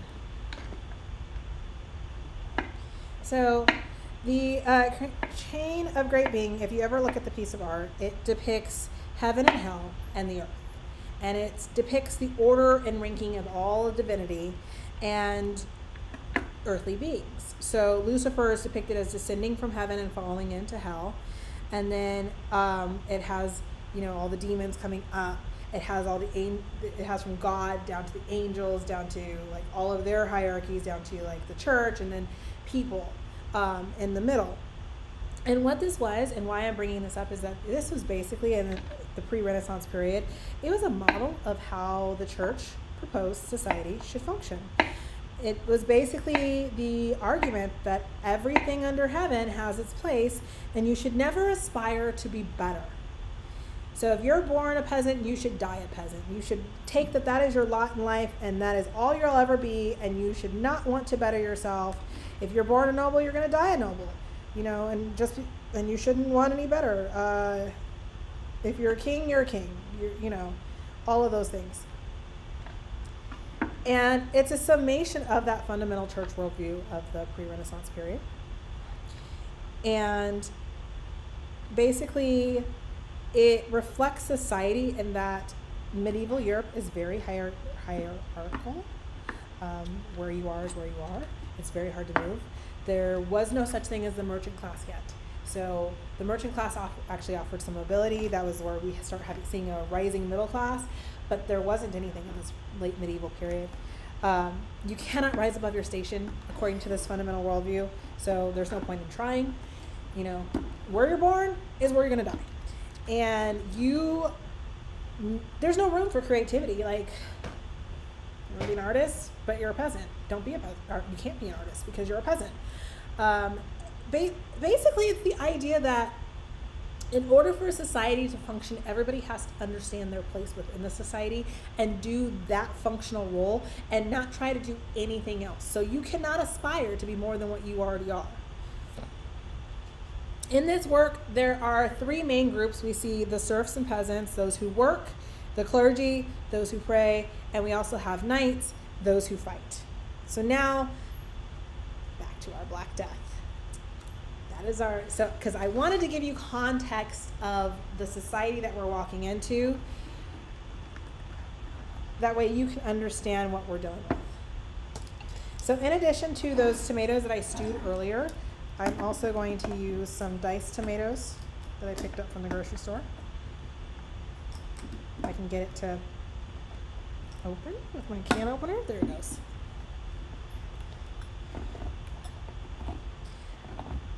So basically, when I'm talking about the Black Death, because again, if you remember from the beginning or you're just tuning in, there were many, many waves of the plague throughout Europe. But the one that we think of when we think of like the devastation, like 60% of Europe being gone, is the one that was from about 1347 to about 1350. So it lasted basically as long as COVID did.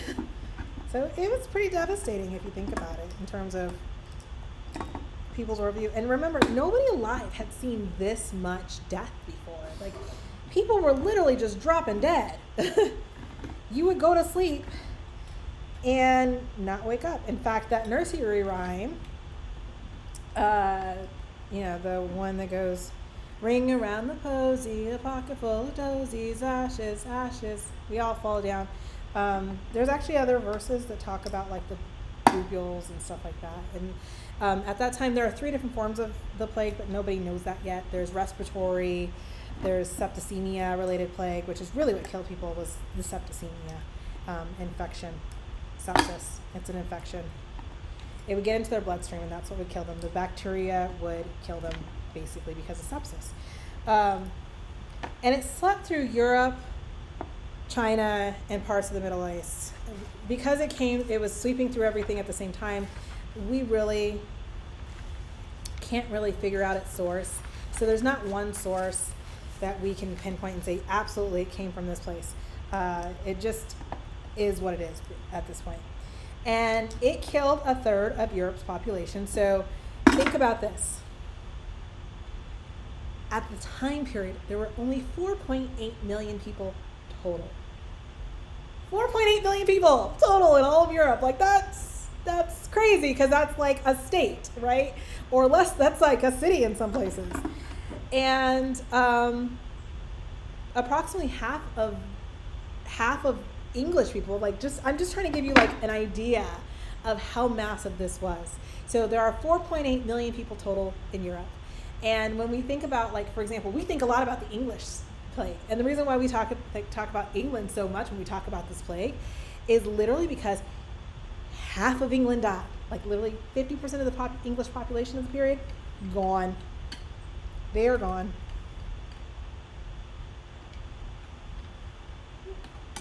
I didn't get it open very well. I don't want to cut myself on it either, so we better open it better. Got it. Okay. So this caused like institutional and societal repercussions. Like, if everyone who almost everybody you know dies, whole villages died, whole townships died. There was not one person, rich, poor, noble, not noble, who was not somehow impacted by this. Like, you knew somebody. You could be like the lucky one survivor in your entire family, and everybody else is dead. So we're gonna go over the stove again. I'm gonna have to remember to talk loud.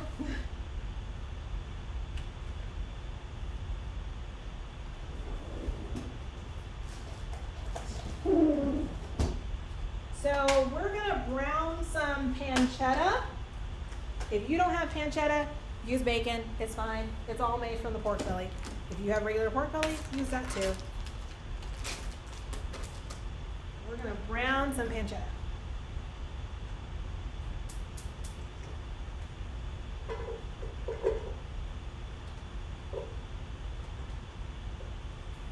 All right.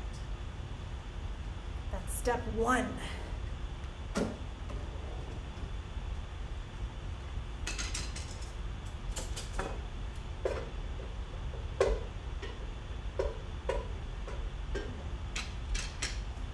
And while that's going, I'm gonna watch it on my second monitor, and I'm gonna talk to y'all. Sorry, catching my train of thought. So basically, every city and settlement was poisoned by pestilence, and people were dropping dead. They were dropping. To be honest, the flies were probably more resilient at this point. Like, we can't say they were dropping like flies. The flies were probably more resilient. And whole cities and towns were suddenly depopulated. There's nobody left, you know. There was a first-hand account written in 1348 that talked about this, where they talked about a town that was once a thriving business center. It had a few hundred people. I have some cannellini beans, which are white kidney beans, and because I didn't want to have to soak them ahead of time, I just got them in the can. But if you don't mind soaking them, you can buy them dry and then do it. And you're just going to drain all the fluid out of the cannellini beans. And he talks about this town that had like several hundred people in it, and that was in the spring, and then by fall there was nobody left in town. Like, the whole town was gone.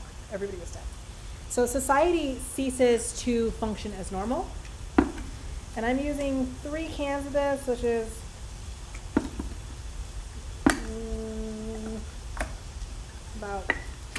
maybe I'll just use 2.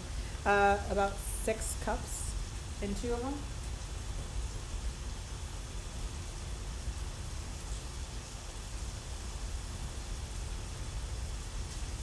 So society basically can't function because people are gone. People are dead. And due to the massive, people are fleeing. They're going from areas that are highly populated, areas that are lowly populated. They're trying to go out to the country if they can. They're just trying to get away from it. So these cities are basically ghost towns. And due to the massive depopulation, the door was open for change.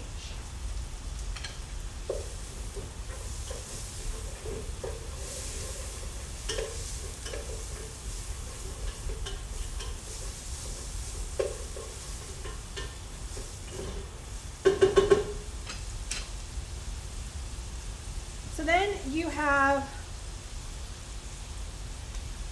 a Florence author.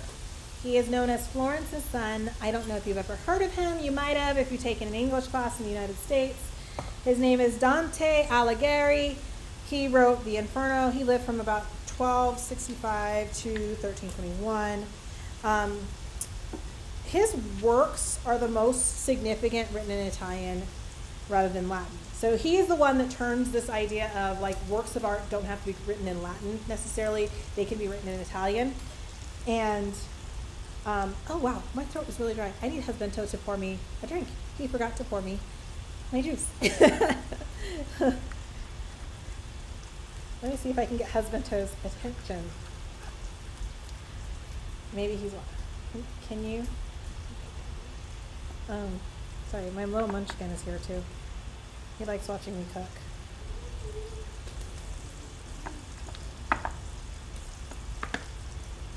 Okay. So, to contrast pre-Renaissance ideas with post-Renaissance well, during the Renaissance ideas, we kind of have to talk about Dante. We have to talk about Dante's Inferno specifically, or the Divine Comedy. And we have to talk about Boccaccio. And the reason why we have to talk about both of these is because Dante lived before the plague and Boccaccio lived during. Or rather, not during, he lived right before it. Sorry, I was thinking about it. So we're going to look at the differences in thinking, especially when it comes to people and what they say, right? So in the Divine Comedy, Beatrice Portinari, or Beatrice, who the thought processes Dante based her off of a real person named Beatrice Portinari, is chosen as Dante's guide through the Divine Comedy. And her character tells us a lot about late medieval attitudes regarding gender and piousness and holiness. And Dante is depicted in red, which indicates a man in position of power, because if you think about it, cardinals were red. And then Beatrice is dressed modestly, but she's suited to her station. She's depicted as a pious woman. Okay. So next we're going to add our crushed garlic.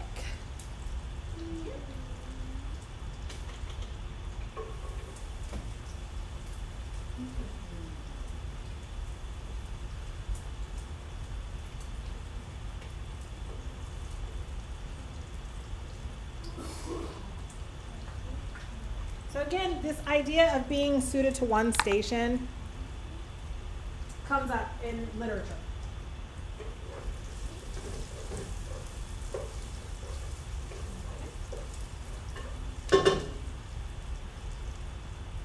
Make sure I'm not missing a step.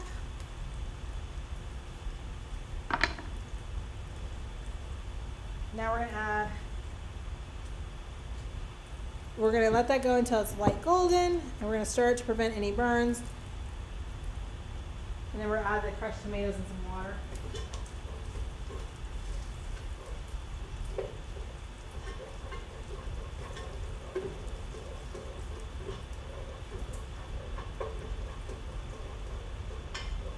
Okay. All right, so let's add our tomatoes.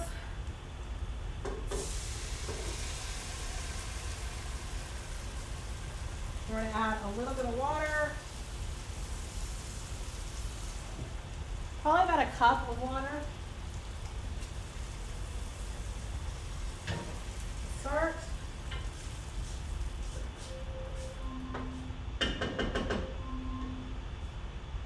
Alexa, stop the timer. We're going to add some salt. A little bit.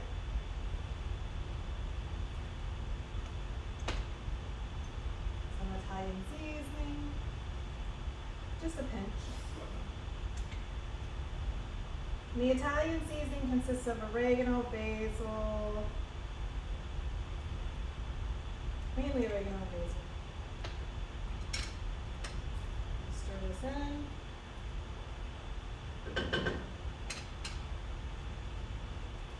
If you want to, for extra flavor, you can add a little bit of chicken bouillon, about a teaspoon.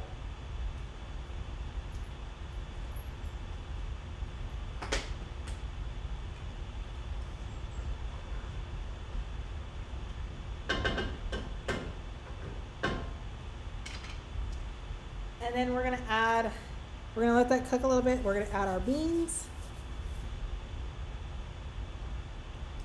Because we want the flavors to like marry, basically. And it's on medium heat. Actually, I think I'm going to add a little bit more water.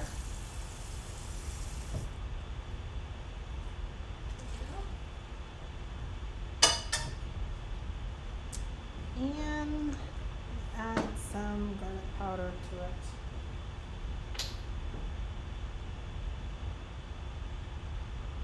Just a pinch.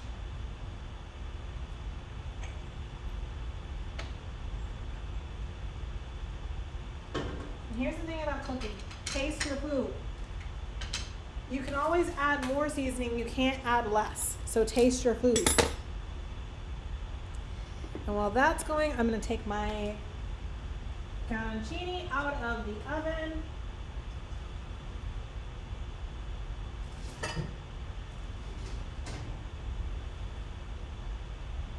Ooh, they are pretty. I'm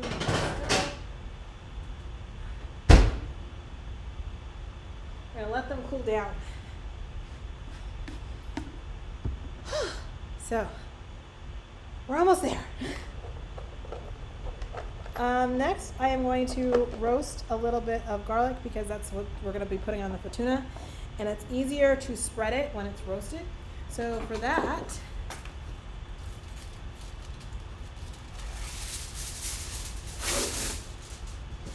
I already have some cloves of peeled garlic. I'm just going to stick them on a piece of tin foil. Add some table salt, just a pinch, and a pinch is a legit measurement. Pinch is literally a pinch.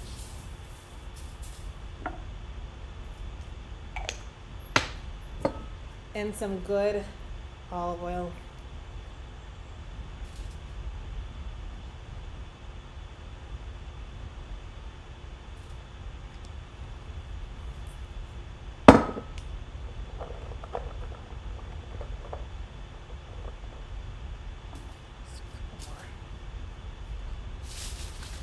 And then we're going to fold this over and make it like a little packet.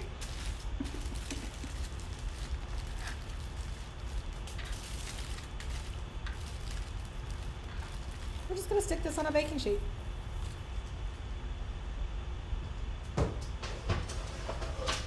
we're going to pop this in the oven and so that way the garlic has time to soften.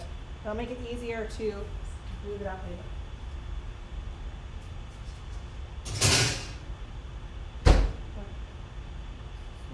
Oh. Something spilled on the bottom of my oven the other day, so it's smoky. I gotta wash my oven. All right, so now we've talked about how Dante depicted things. Everybody has her place. Beatrice is in her place. Beatrice is a woman of God. She is very modest. She is very pious.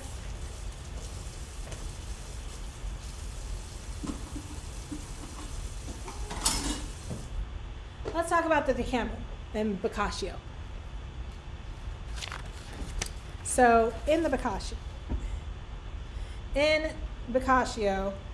he wrote, Boccaccio wrote Decoding the Decameron around 1353. And he starts to show the changing ideas, right? And the criticism of the church. And he is another Florentine boy, just like Dante. Like, he probably at some point heard of Dante, knew about him in some way, shape, or form, read his work or something like that. I'm a big fan of eating oranges. Just because oranges are delicious. So I'm going to eat this orange rather than waste it. Because oranges are delicious. So when he's allegedly a Dante fanboy.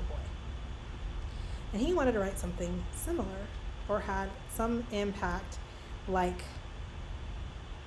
Dante's Divine Comedy.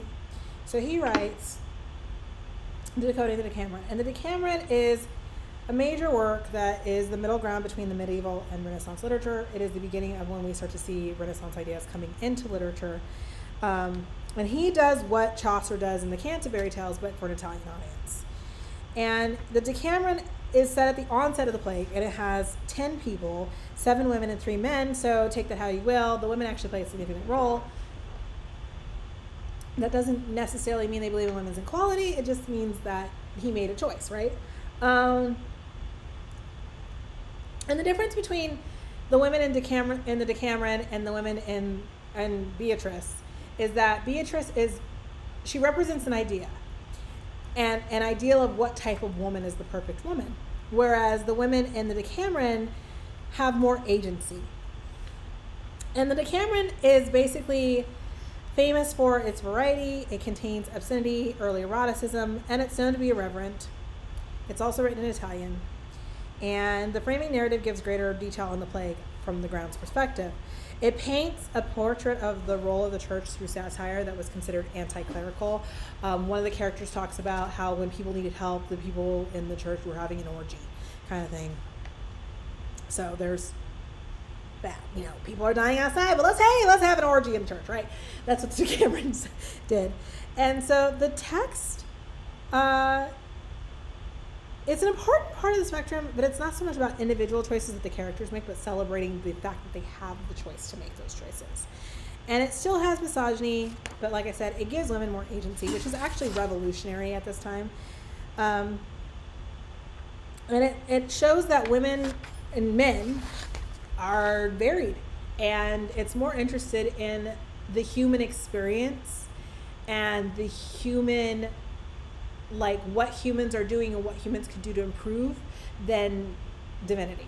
So that's the difference between it and the Divine Comedy. So then we have Petrarch, who was a Boccaccio fanboy.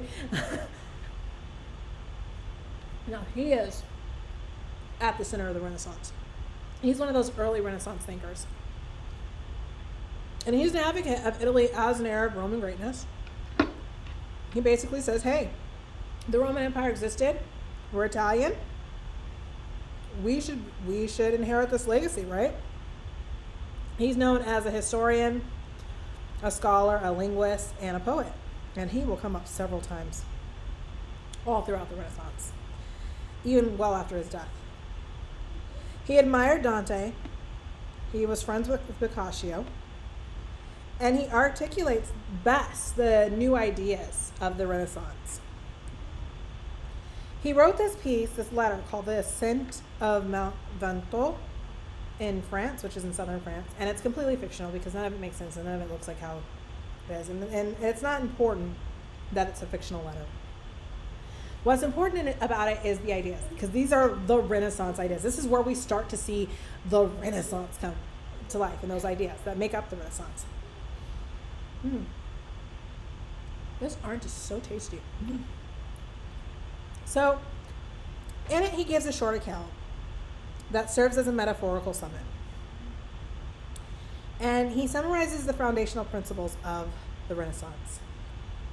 He's describing the climbing of the mountain, and that he says that he's climbing it for the view. It contains a reflection over his life for the past 10 years. And he makes the choice he has a choice between an easy path and a hard path. And he chooses to do the hard path. And he says that it's different than his brother's choice, because his brother chose to go through the easier path. And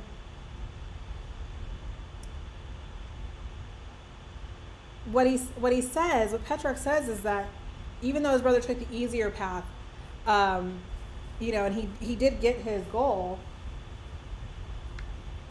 he didn't really learn anything by it.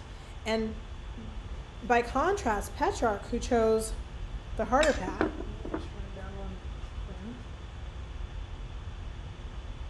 he improved. He improved along the way, and he uses it as a metaphor for the human experience, basically saying that one can improve one's station in life, or one's outlook of life, or oneself, if they choose to put in the hard work. And that is going to give birth to the humanist movement, which is the foundation of the Renaissance. And so I want to be clear that when we're talking about humanism, we're not talking about it through a modern lens. We're talking about it from this Renaissance lens of the belief in humankind's potential for self-knowledge, and consequently that a human being can improve. And humanists pay little attention to the emphasis on heaven and hell. It doesn't matter. You're not trying to get better to go to heaven. You're not trying to avoid hell. You're just trying to be a better human being. And so there was an emphasis more on people and the human experience rather than the heavenly experience. And so what Petrarch is basically saying is that in his letter, his satirical letter, is that just because we're flawed, it doesn't mean that we have to stay flawed. And basically, it's a counter-argument to all of that pre-Renaissance thinking and to what the church's ideology is. where you have to stay in one place. And then he writes a collection of sonnets, and he invents the modern form of the sonnet, which we know from Shakespeare. One of them is dedicated to Laura de Noves. He's a woman that he saw once when he was 23, and he apparently fell in love with her beauty, and he never saw her again. And it is assumed that the reason why she inspired the sonnet is because she was once his lover, and then she did die during the Black Death. And so, since we've already kind of looked at the distinctions between Dante and Boccaccio, I think it's important that we look at it, the differences between Dante and Petrarch. And basically, Dante uses Beatrice as a feminine ideal. Petrarch embraces the depth of women, that women have these rich inner lives, but is still misogynistic in his portrayal. Like, she is not idealized, but it allows her to be flawed. And then Petrarch embraces the possibility that people have a range and depth.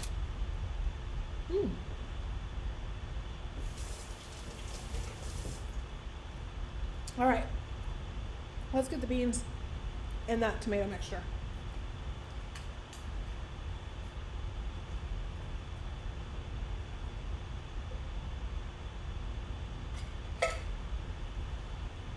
I think we might end up using 3 cans.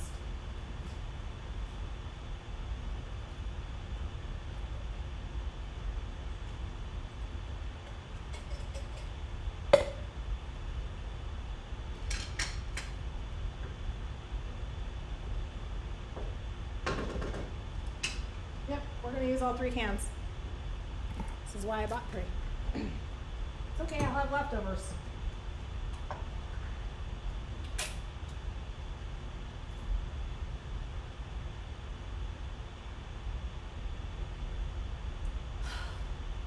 Straining it out. Straining it out.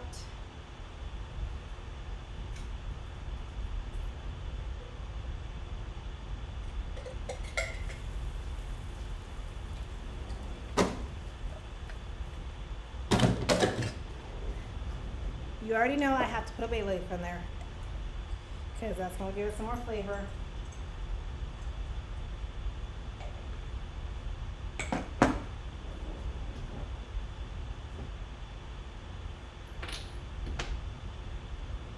Stir this in, try to marry all the flavors. It's starting to smell divine.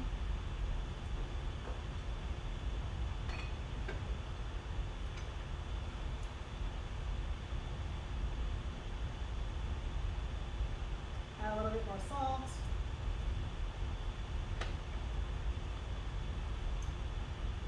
Some garlic powder. Some more Italian seasoning,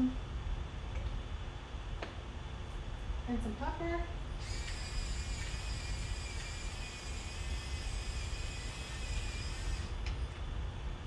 Let's give it a stir.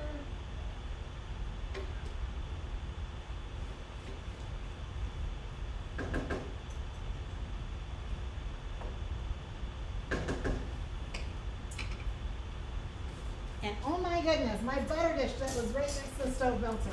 So let me clean that up really quick. Oh goodness.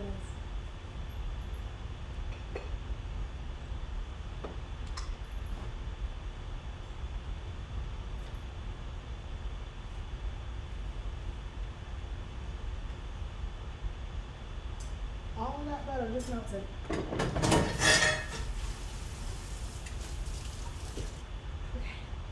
All right, we're good.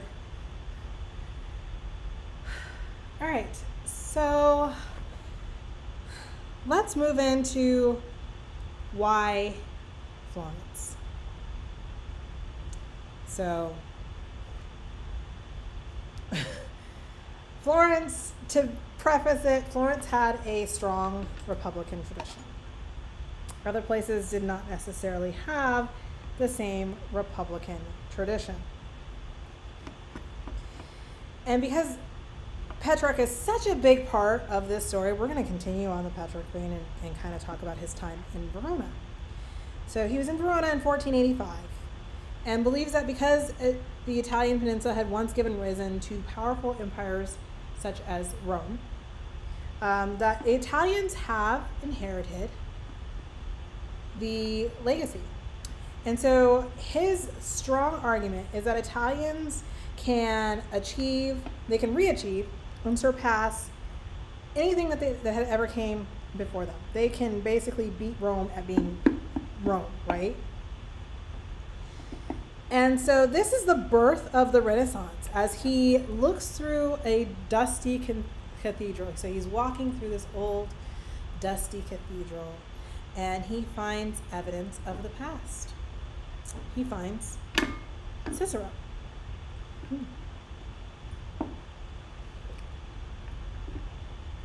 And Cicero is this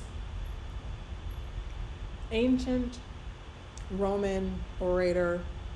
He was a philosopher, and he was a politician. And he finds Cicero's letters.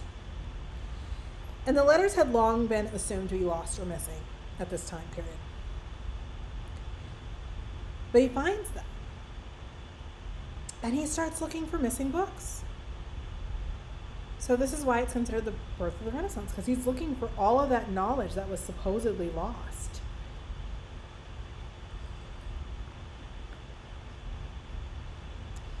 And the letters revealed a different side of Cicero, first of all, because, everybody had their ideas of what Cicero was and who he was. And let's just say Cicero was a petty, messy bitch. Like, he is petty. Like, everybody thinks about him as being like this. At this time, they all thought about him being this great thinker who was above everything. And man, this man was a messy person. He was petty AF. He was, Cicero was a gossip. He was vain. He had a big ego. Probably to make up for something else, but And the letters are addressed to his friend Atticus. So we know that they're personal letters. So we know that these are probably things that he actually was thinking. These were not written, they were not meant to be consumed by the public. They were meant to be correspondence between two friends. And so basically, Petrarch goes from like going, man, there's this brilliant philosopher and I love him and I think we can do better and I just need to find his work, to going, oh God, this guy, like, he's horrible. He is vain. He is not a great man. And so he just effectively cancels him, like, for himself. He's turned off by Cicero.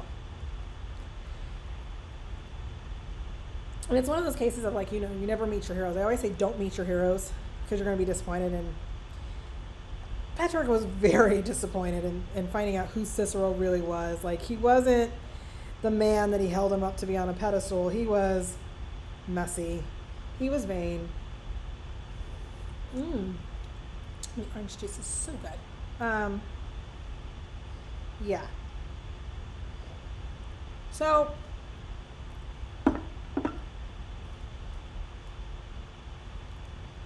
why does Petrarch think that they are able to inherit this legacy? And Italy is unique. Again, one of those things I said, Italy was unique in its location,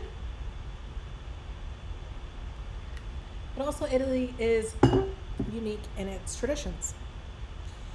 It has a more robust tradition of self-governance than anywhere else, especially Florence. Italy itself is made up of many guilds, like, occupational guilds.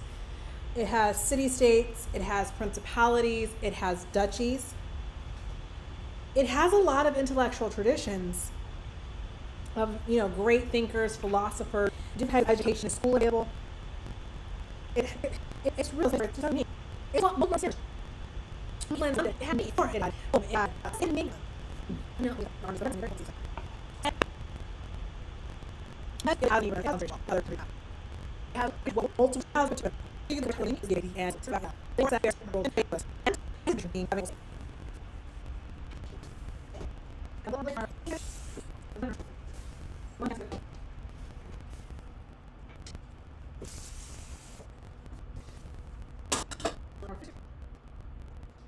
Beans.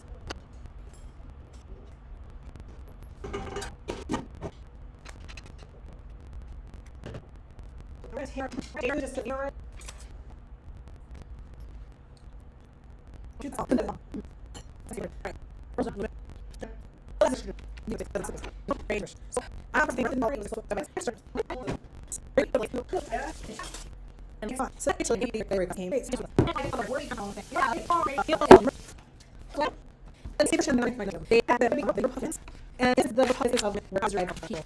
So that have high government. It's like many body more secret country. The government is more war ban that's like and there's some very weird with last so many people it's not make group like all this that. Alright. So naturally with what's that?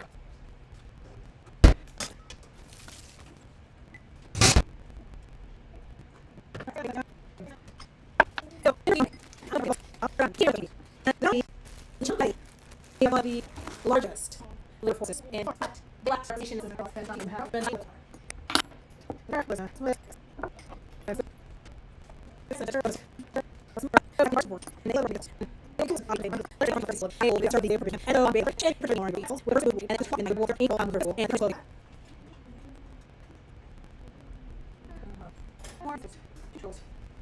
and the going to this connection but just take a there.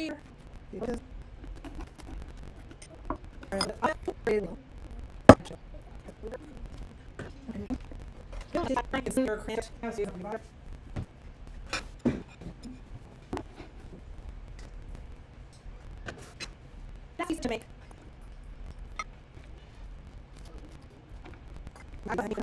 This is from the chat.